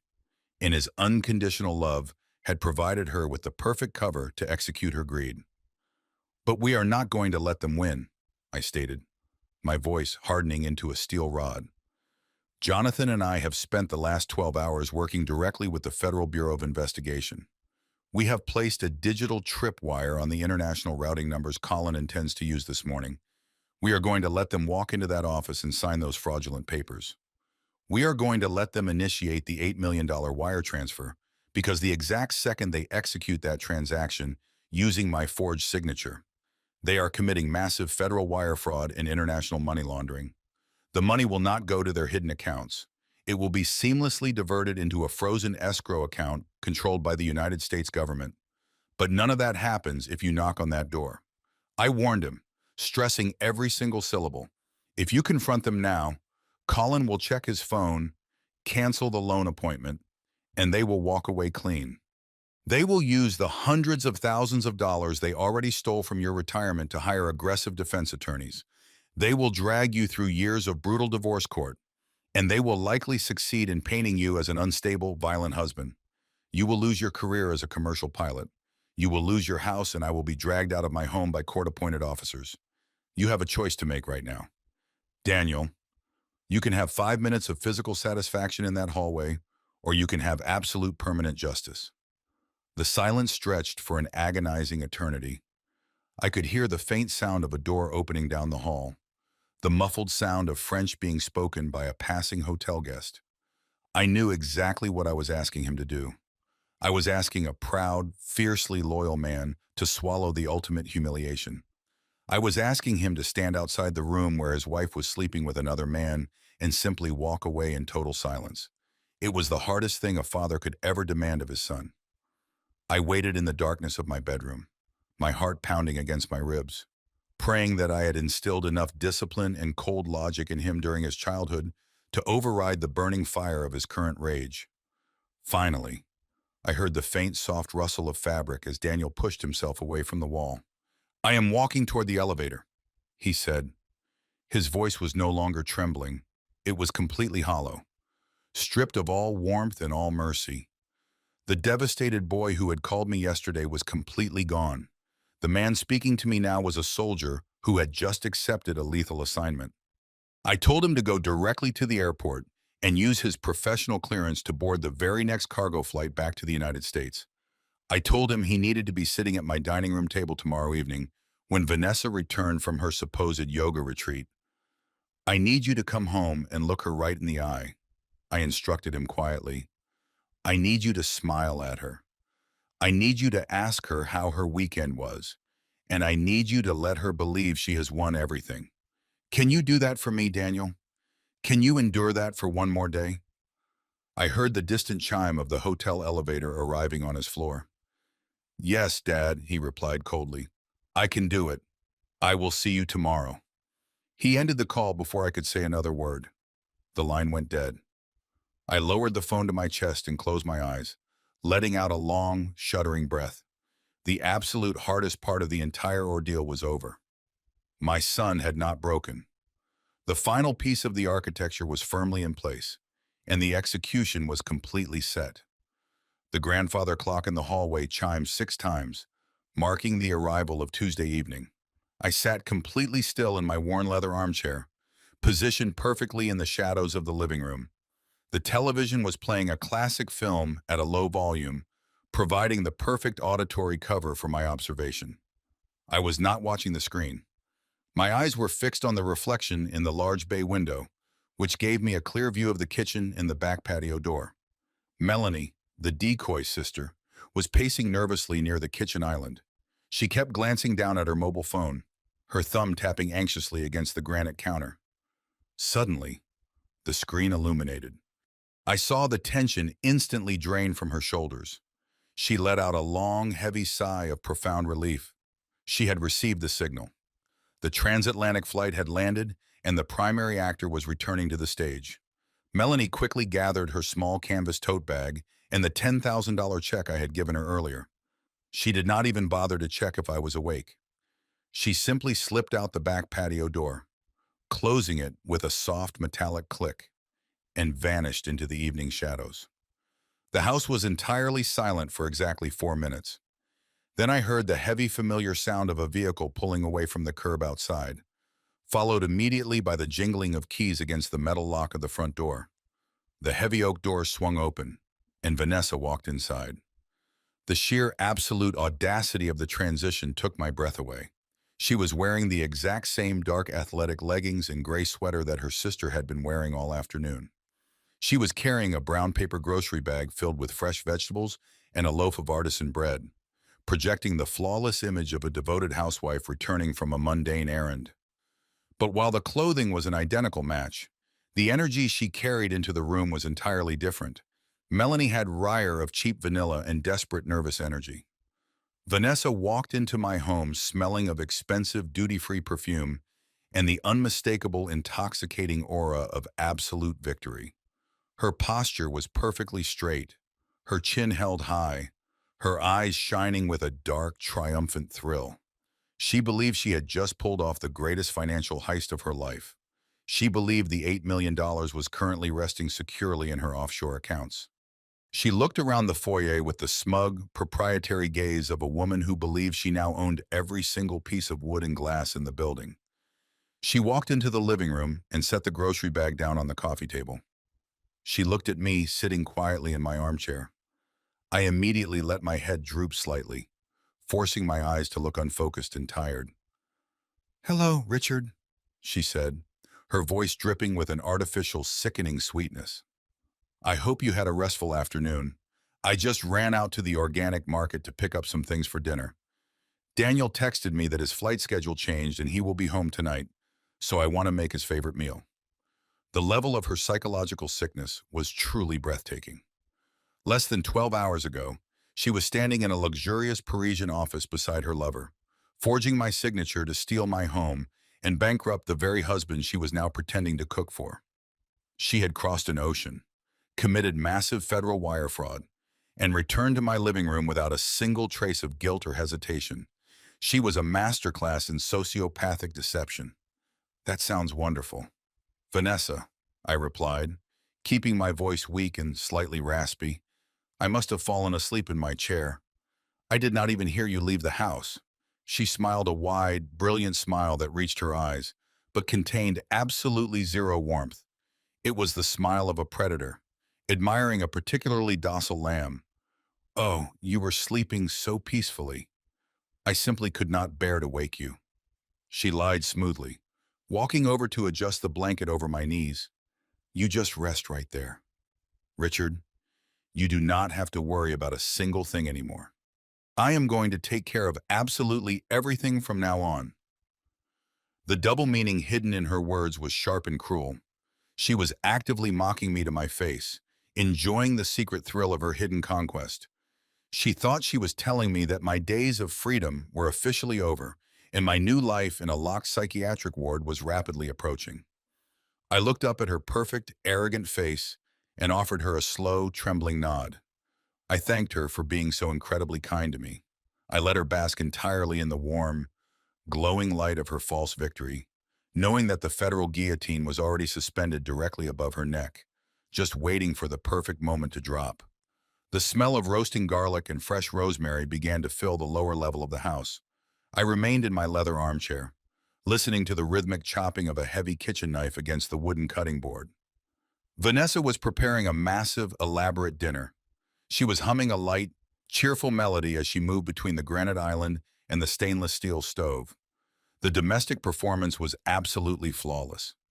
If a stranger had walked into my home at that exact moment, they would have seen a loving, dedicated woman preparing a warm meal for her weary father-in-law and her returning husband. They would never suspect that the woman chopping vegetables was a calculated predator who had just returned from an intercontinental flight designed to bankrupt our entire family. I forced myself to stand up from the armchair, letting my knees pop loudly in the quiet room. I shuffled slowly toward the kitchen, dragging my left foot slightly across the hardwood floor. I sat down on one of the tall wooden stools at the island, wrapping both hands around a warm mug of chamomile tea she had poured for me earlier. I watched her work. Her movements were incredibly energetic, fueled by the massive adrenaline rush of her supposed financial victory in Paris. She wiped her hands on a clean linen towel and turned toward me with a bright, predatory smile. She told me that the county tax assessor had mailed a routine verification form while I was asleep. She reached into her canvas tote bag, the same bag she had undoubtedly carried onto the transatlantic flight, and pulled out a crisp white envelope. She extracted a thick, legally binding document and slid it across the smooth granite counter toward my tea mug. She tapped her manicured fingernail against a yellow sticky note attached to the bottom of the final page. She casually explained that it was just a standard property tax update for the upcoming fiscal year. She said the county simply needed my signature to confirm my continued residency in the home so we could maintain our senior citizen tax exemption. Her voice was incredibly light, airy, and completely devoid of any underlying tension. I looked down at the document. My failing eyesight was a complete fabrication, but I deliberately pulled my reading glasses from my pocket and pushed them slowly up the bridge of my nose. I leaned forward and examined the paper. The front page was indeed a generic county tax form downloaded directly from the internet and printed in low resolution. But my trained architectural eyes immediately scanned the heavy black text hidden beneath the cover sheet. It was not a tax verification form. It was the final irrevocable release of the estate trust. The European lending firm required this specific physical document to accompany the forged life estate revocation she had submitted in Paris. This piece of paper legally confirmed that I was of sound mind and that I was permanently surrendering all financial claims to the property equity without any coercion. It was the final absolute fail-off required by the international underwriters before they would release the $8 million into her offshore accounts tomorrow morning. She had brought this document back from France, and she needed my actual authentic signature on it to close the final loop of her massive conspiracy. She picked up a cheap plastic ballpoint pen from the counter and pressed it into my trembling hand. She told me to just sign on the yellow line so she could mail it back tomorrow morning and get it out of the way. She leaned over the counter, invading my personal space, her expensive perfume completely overpowering the smell of the roasting garlic. Her eyes were fixed intensely on my hand, waiting for the ink to strike the paper. I let the plastic pen slip from my fingers, allowing it to clatter loudly against the granite counter. I let out a frustrated heavy sigh and rubbed my knuckles. I told her my arthritis was flaring up terribly, and the thin plastic barrel of the pen was simply too painful for my stiff joints to grip properly. Her jaw tightened for a microscopic fraction of a second, a brief flash of pure lethal annoyance breaking through her sweet facade. But before she could offer to guide my hand or force the issue, I reached into the breast pocket of my wool cardigan. I told her I preferred to use my own drafting pen because the heavy metal barrel was much easier for my aching hands to control. I pulled out the sleek silver architect pen that Jonathan Pierce had given me during our emergency legal consultation in the city. Vanessa immediately relaxed her smile, returning as she nodded enthusiastically. She did not care what instrument I used as long as my legal name appeared on that final binding line. She did not know that the pen I was holding was a highly specialized tool used strictly in advanced architectural drafting and secure document transport. The heavy silver barrel did not contain standard permanent ink. It was loaded with a highly volatile synthetic chemical compound developed specifically for drafting temporary blueprints. When the liquid first touched the paper, it appeared as a stark, dark blue ink, indistinguishable from any standard high-grade fountain pen. But the chemical bonds of the compound were incredibly unstable. The moment the liquid was exposed to standard atmospheric oxygen and room temperature heat, the molecular structure began to aggressively break down. Within 24 hours, the chemical compound would completely vaporize into the surrounding air. It would leave the paper absolutely blank without a single microscopic trace of pigment or residue. I uncapped the heavy silver pen and positioned the metallic nib over the dotted legal line. I did not hesitate. I pressed down and wrote my full legal name, Richard Caldwell, with slow, deliberate strokes. The dark blue ink flowed beautifully across the crisp white paper, sinking deeply into the fibers. The signature was absolutely perfect. It was authentic, undeniable, and completely temporary. Vanessa let out a sharp, breathless laugh of pure triumph. She snatched the document from the granite counter the exact second I lifted the pen. She did not even bother to review the signature closely. She simply blew gently across the wet ink to accelerate the drying process.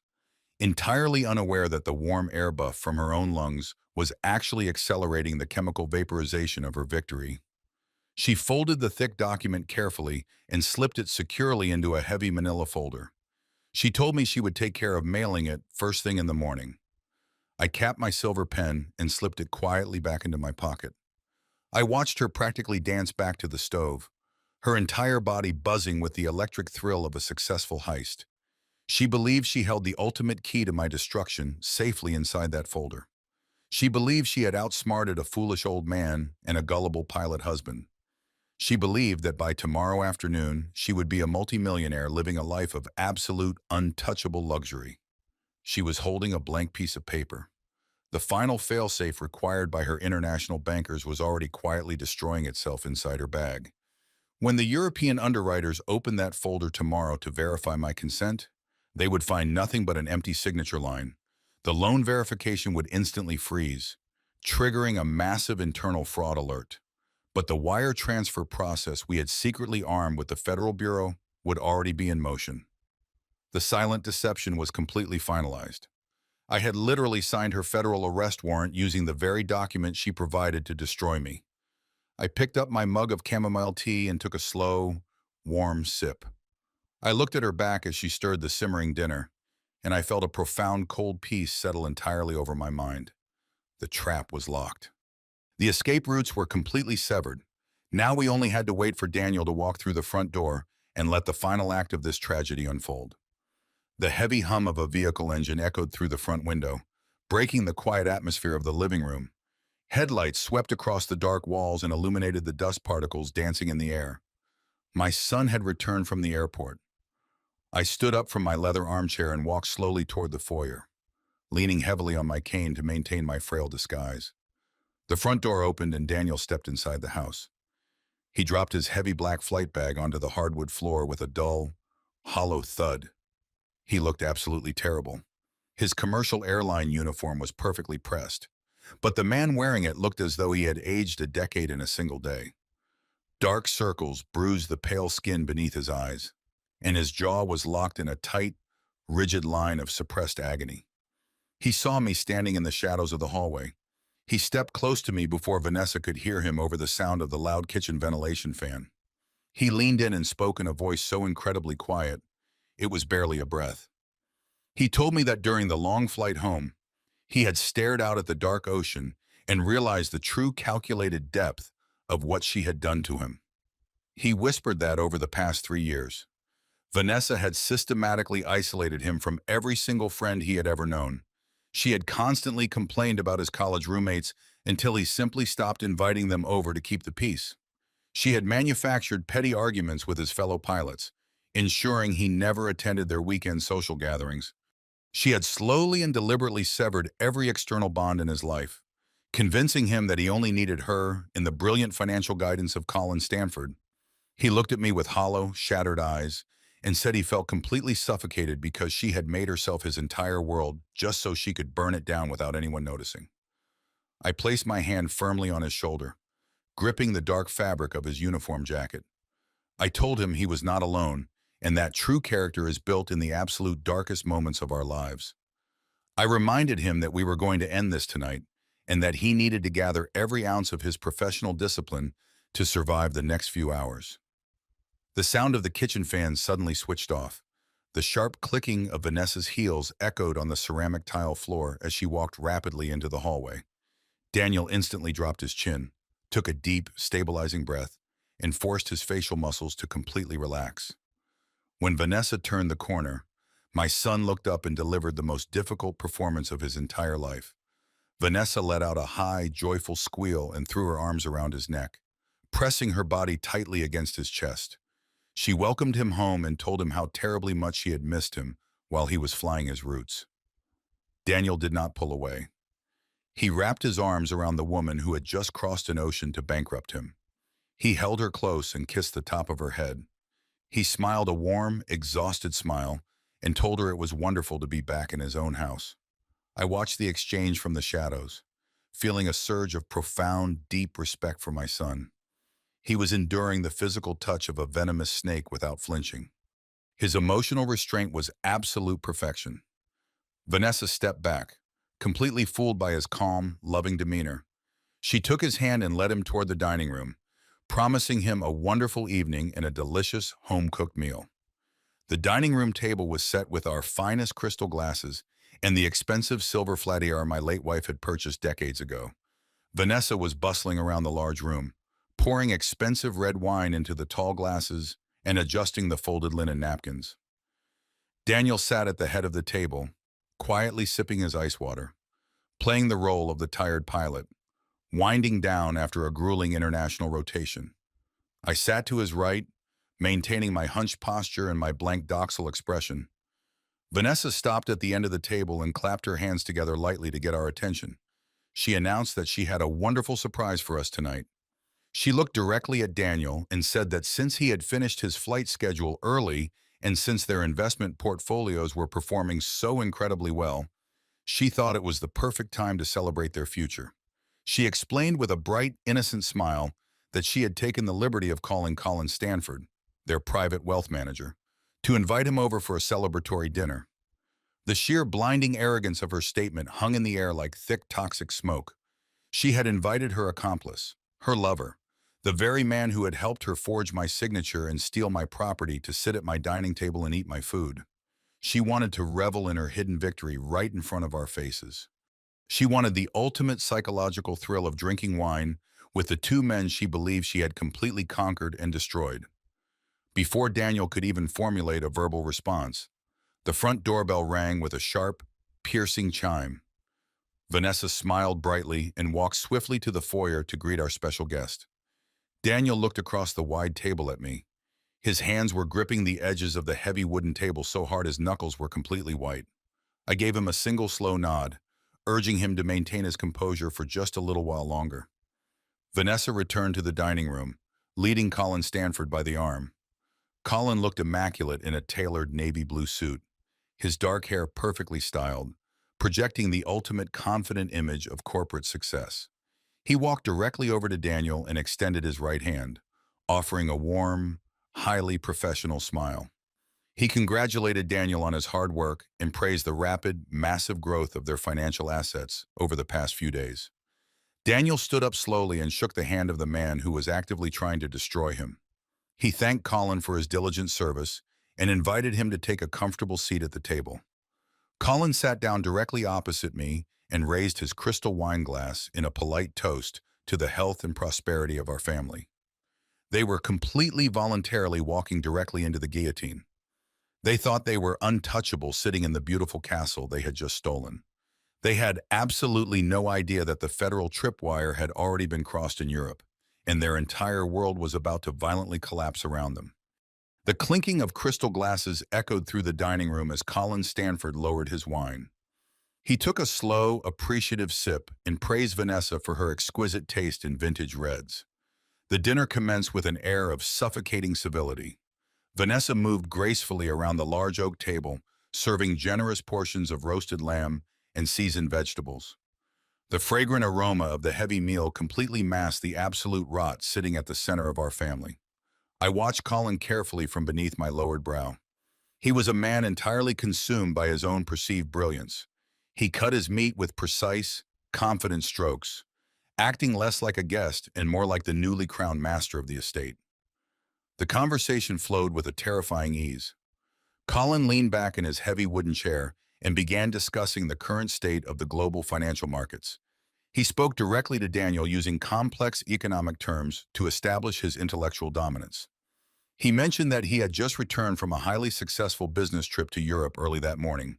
He said the overseas markets were ripe for aggressive expansion and that he was actively moving his top-tier clients into more liquid international positions.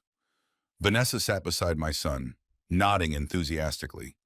She chimed in, adding that she felt incredibly secure knowing their future was being managed by someone with such aggressive international vision.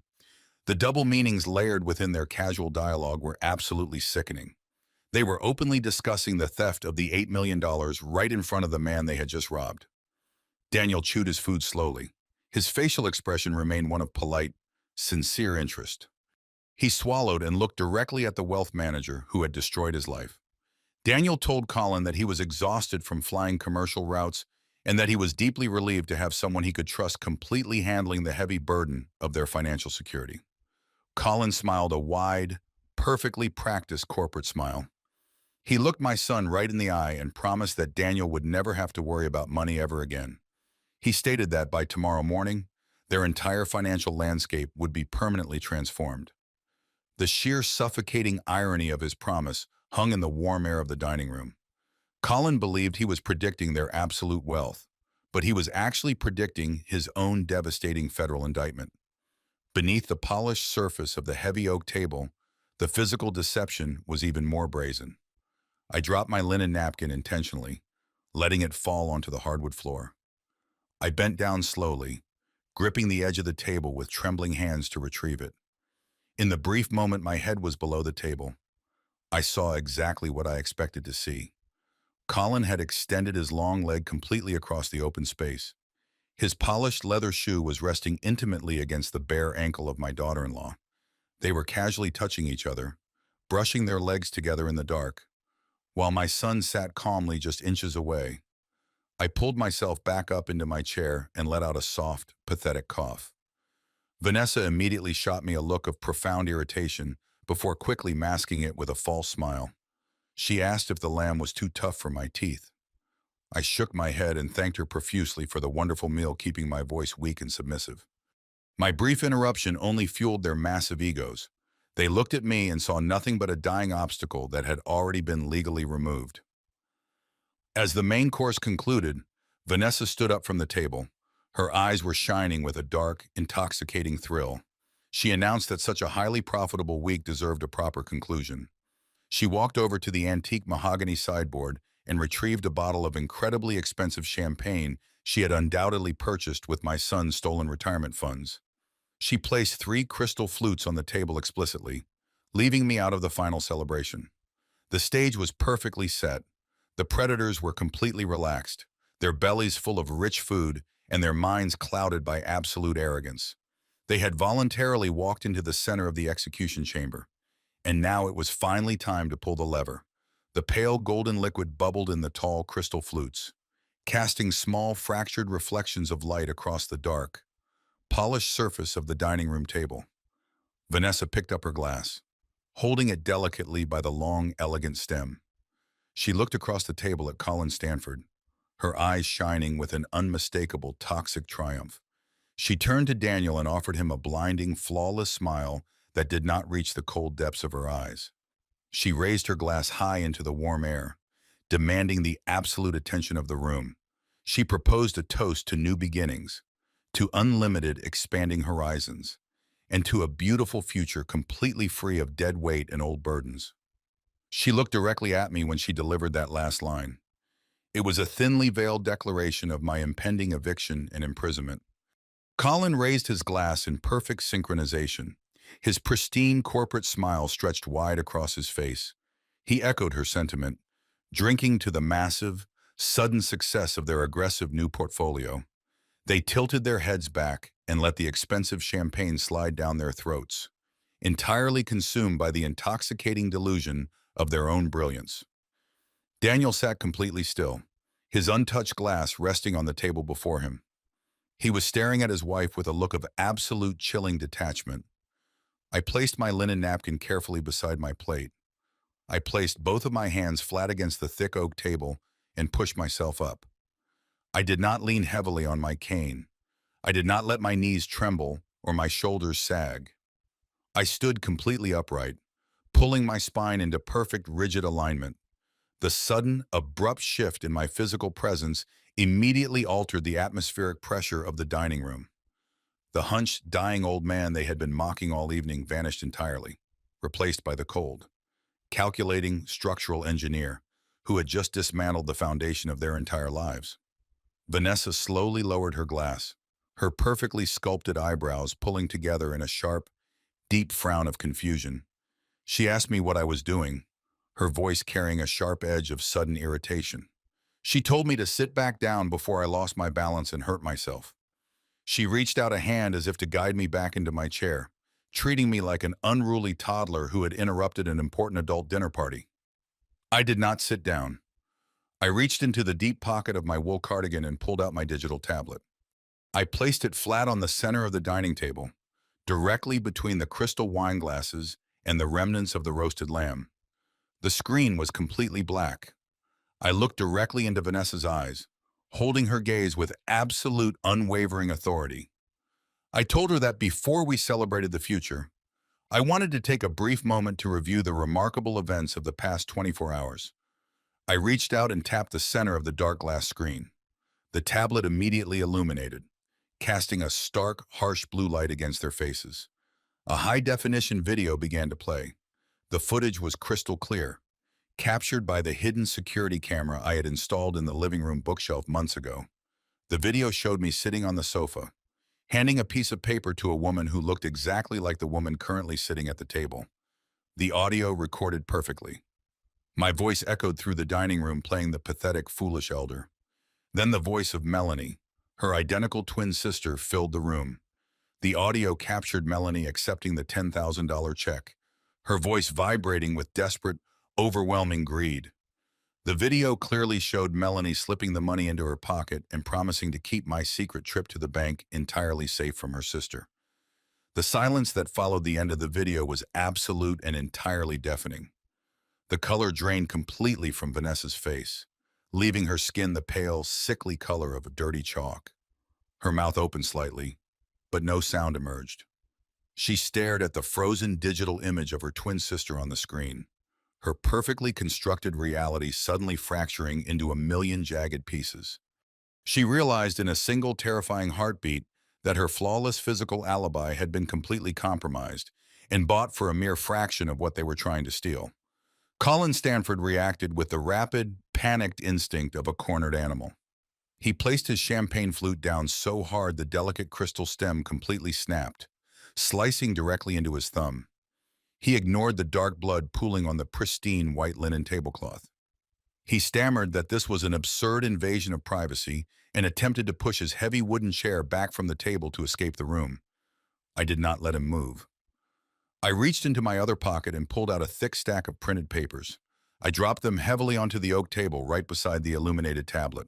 I told Colin he did not need to worry about domestic privacy because his recent travel itinerary was now a matter of public federal record. I spread the papers across the wood. The first document was the official airline flight manifest, clearly highlighting both of their names on the nonstop route to Charles de Gaulle Airport. The next items were high-resolution photographs my son had taken in the hallway of the Parisian hotel, clearly showing Colin and Vanessa entering Suite 412 together. The final document I placed face up on the table was a printed copy of the massive $8 million offshore loan agreement, complete with my perfectly forged signature resting on the bottom line. Vanessa began to physically shake. Her hands trembled so violently she had to grip the edge of the heavy wooden table simply to keep herself upright. She looked frantically at Daniel, expecting to see the usual confusion or blind trusting anger she had manipulated for years. Instead, she met the cold, dead eyes of a man who already knew every single agonizing detail of her treason. She realized Daniel was not the clueless victim returning from a long flight. He was the silent executioner, sitting quietly at the head of the table. She tried to speak. She tried to formulate a desperate lie, attempting to claim the documents were fabricated and the video was a terrible misunderstanding. Her voice cracked, breaking into a pathetic, wet whisper. I cut her off completely. I leaned forward, resting my knuckles on the table, and delivered the final absolute truth. I told them I knew about the drained retirement accounts. I knew about the forged revocation of my life estate clause. I knew about their elaborate plan to declare me legally incompetent and lock me permanently inside a psychiatric facility. Colin Stanford's polished corporate arrogance completely evaporated. He looked at the forged loan agreement, and the breath left his lungs in a sharp wheeze. His chest began heaving under his expensive tailored suit. He was a financial expert. He understood the absolute legal weight of the documents resting on the table better than anyone in the room. He knew that physical evidence of a forged signature crossing international borders to secure funds was an inescapable crime. The psychological collapse of the antagonist was absolutely total.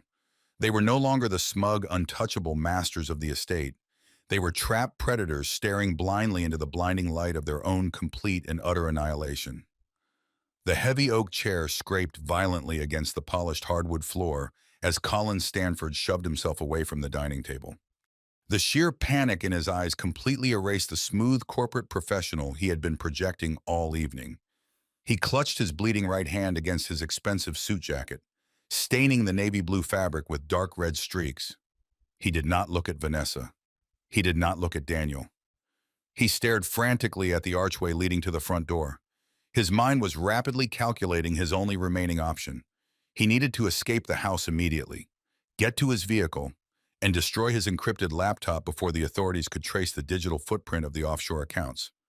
He muttered a frantic, breathless excuse about a severe misunderstanding and needing to contact his legal counsel immediately. He took 2 rapid steps toward the hallway, but he never made it to the foyer. The sound of the heavy front door opening echoed through the quiet house. Heavy synchronized footsteps moved purposefully across the ceramic tile of the entryway. Colin froze completely, his polished leather shoes rooted to the dining room rug. Jonathan Pierce walked through the archway and stepped fully into the warm light of the dining room. My lawyer did not look like a man arriving for a late dinner.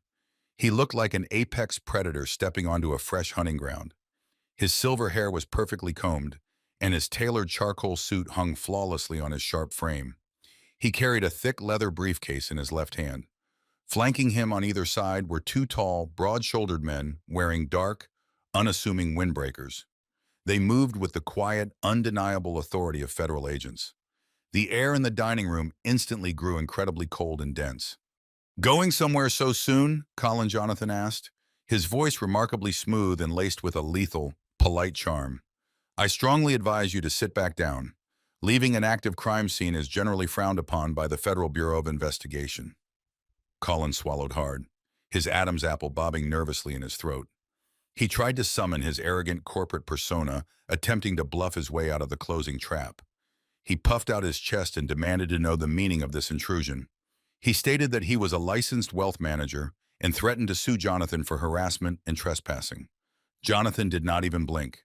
He walked slowly to the end of the long dining table directly opposite Vanessa. He placed his heavy leather briefcase flat on the polished wood and snapped the brass locks open. The sharp metallic clicks sounded like a judge bringing down a gavel. Jonathan extracted a single piece of crisp white paper bearing the official seal of the United States Department of Justice. He looked directly at Colin and began to recite the cold, hard facts. Jonathan stated that at exactly 9:15 this morning, Paris time, an international wire transfer in the amount of $8 million was authorized from the primary equity line of this exact estate. He read the specific authorization codes, noting that the transfer was executed using the professional banking credentials of one Colin Stanford and supported by a legally notarized document bearing the signature of Richard Caldwell. Vanessa let out a sudden sharp gasp of desperate hope. She leaned forward, gripping the edge of the table, her eyes wide and manic. She heard the words wire transfer and authorized. In her deeply twisted mind, she believed this meant the transaction was already complete. She looked at Colin and then sneered directly at me. She proudly declared that we were too late. She stated that the money was already gone already, safely resting in their offshore accounts where no domestic court could ever touch it. She told Jonathan he could waive all the papers he wanted, but they had won. Jonathan offered her a slow, chilling smile. It was a smile completely devoid of any warmth or mercy. The funds were indeed authorized. Vanessa, Jonathan replied, his voice dropping to a low, terrifying register, and they were successfully transmitted across international borders.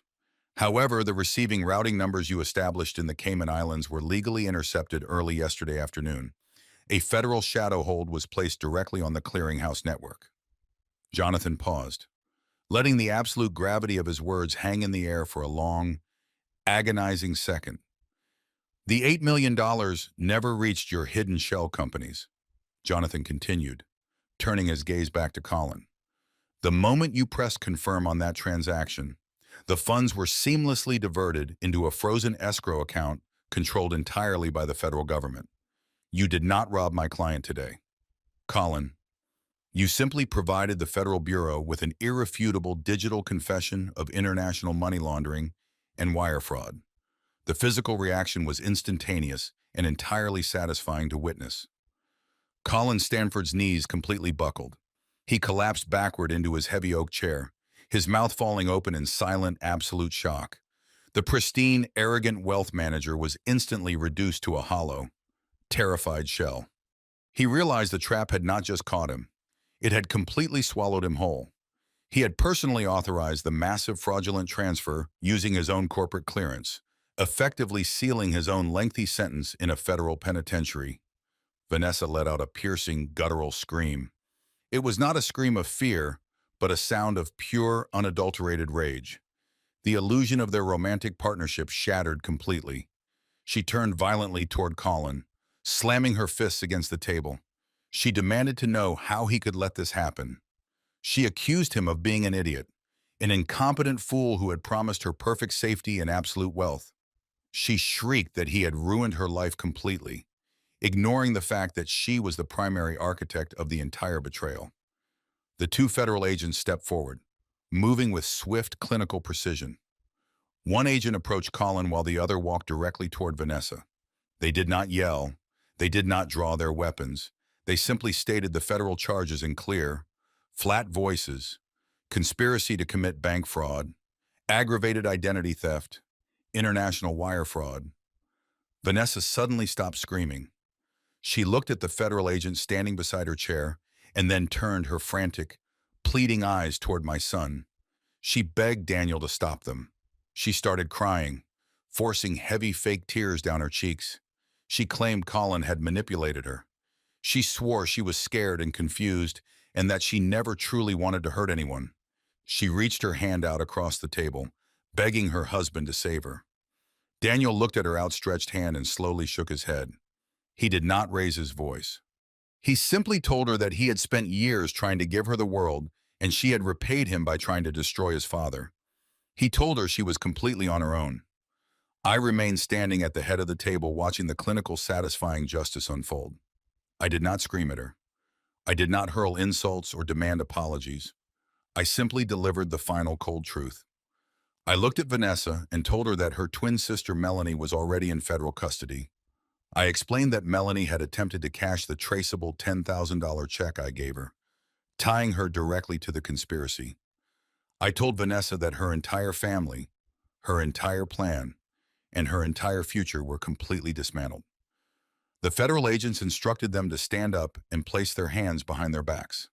The heavy metallic clicks of the steel handcuffs locking around their wrists echoed loudly in the dining room.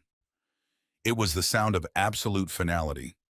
The threat was neutralized. The massive structure of lies they had built had completely collapsed, and they were buried completely beneath the rubble. The moment the heavy steel handcuffs clicked around Colin Stanford's wrists, his pristine corporate loyalty completely vanished. He did not hesitate for a single second. He immediately turned his head toward the senior federal agent and began speaking in a rapid, desperate whisper. He offered to testify against Vanessa in exchange for absolute federal immunity. He claimed she was the sole mastermind behind the entire operation. He swore she had seduced him, manipulated his professional judgment, and personally executed the forged signatures. Vanessa heard every single word of his pathetic confession. The man she had planned to travel the world with, the man she had trusted to secure her stolen millions, was actively trading her freedom for his own survival. She spat a vicious curse at him, struggling violently against the tight metal restraints biting into her wrists. The two federal agents ignored her completely. They simply pulled her forcefully away from the heavy oak dining table and turned her toward the front door. As the agents began to march her out of the room, Daniel slowly stood up from his chair. He walked around the edge of the table and stood directly in her path. Vanessa stopped struggling and looked up at him, her eyes wide and pleading silently, begging for a final ounce of mercy. Daniel did not say a single word. He reached down and slid the heavy gold wedding band off his left ring finger. He held it suspended in the air for a brief moment, looking at the woman he had once promised to love forever. Then he dropped it directly into the empty crystal champagne flute she had used to toast my destruction. The heavy gold ring struck the bottom of the fragile glass with a sharp ringing sound. It was the absolute end of their marriage echoing through the silent room.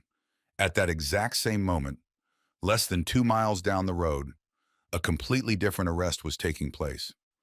Melanie had not gone back to her rundown apartment.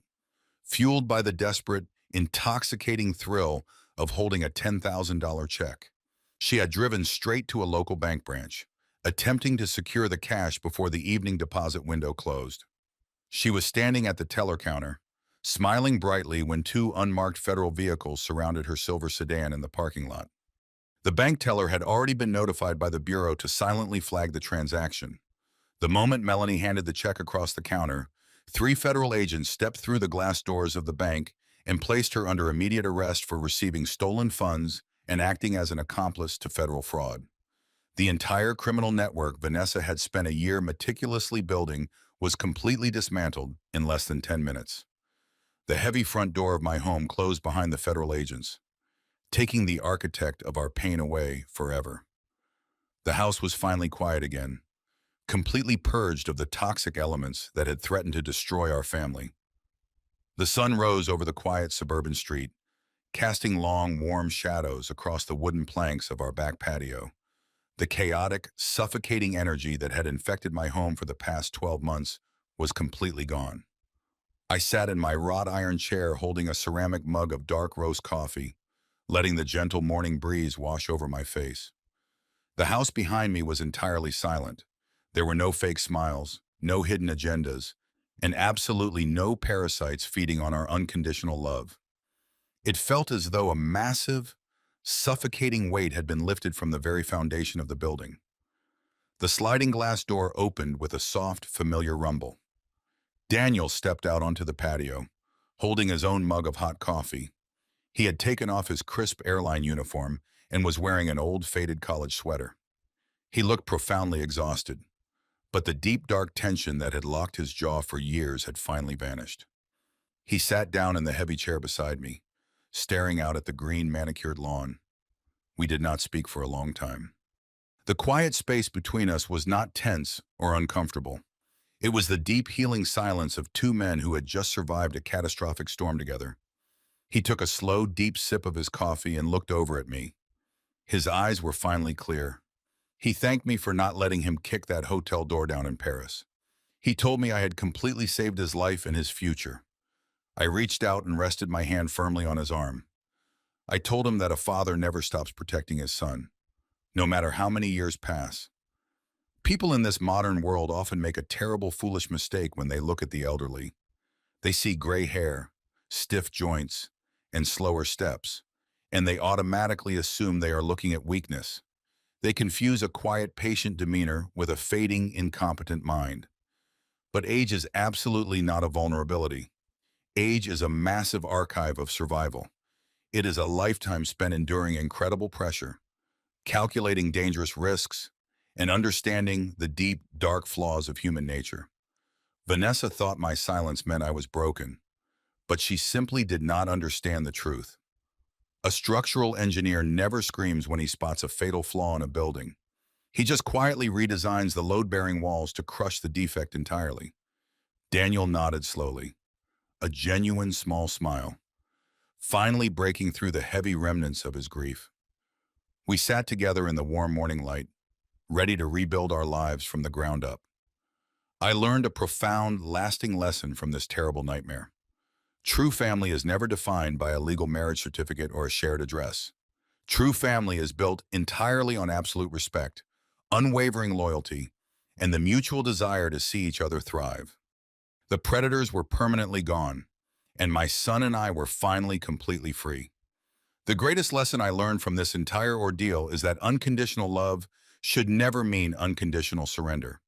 We often confuse endurance with strength, believing that if we just suffer quietly enough, the people we love will eventually realize our value.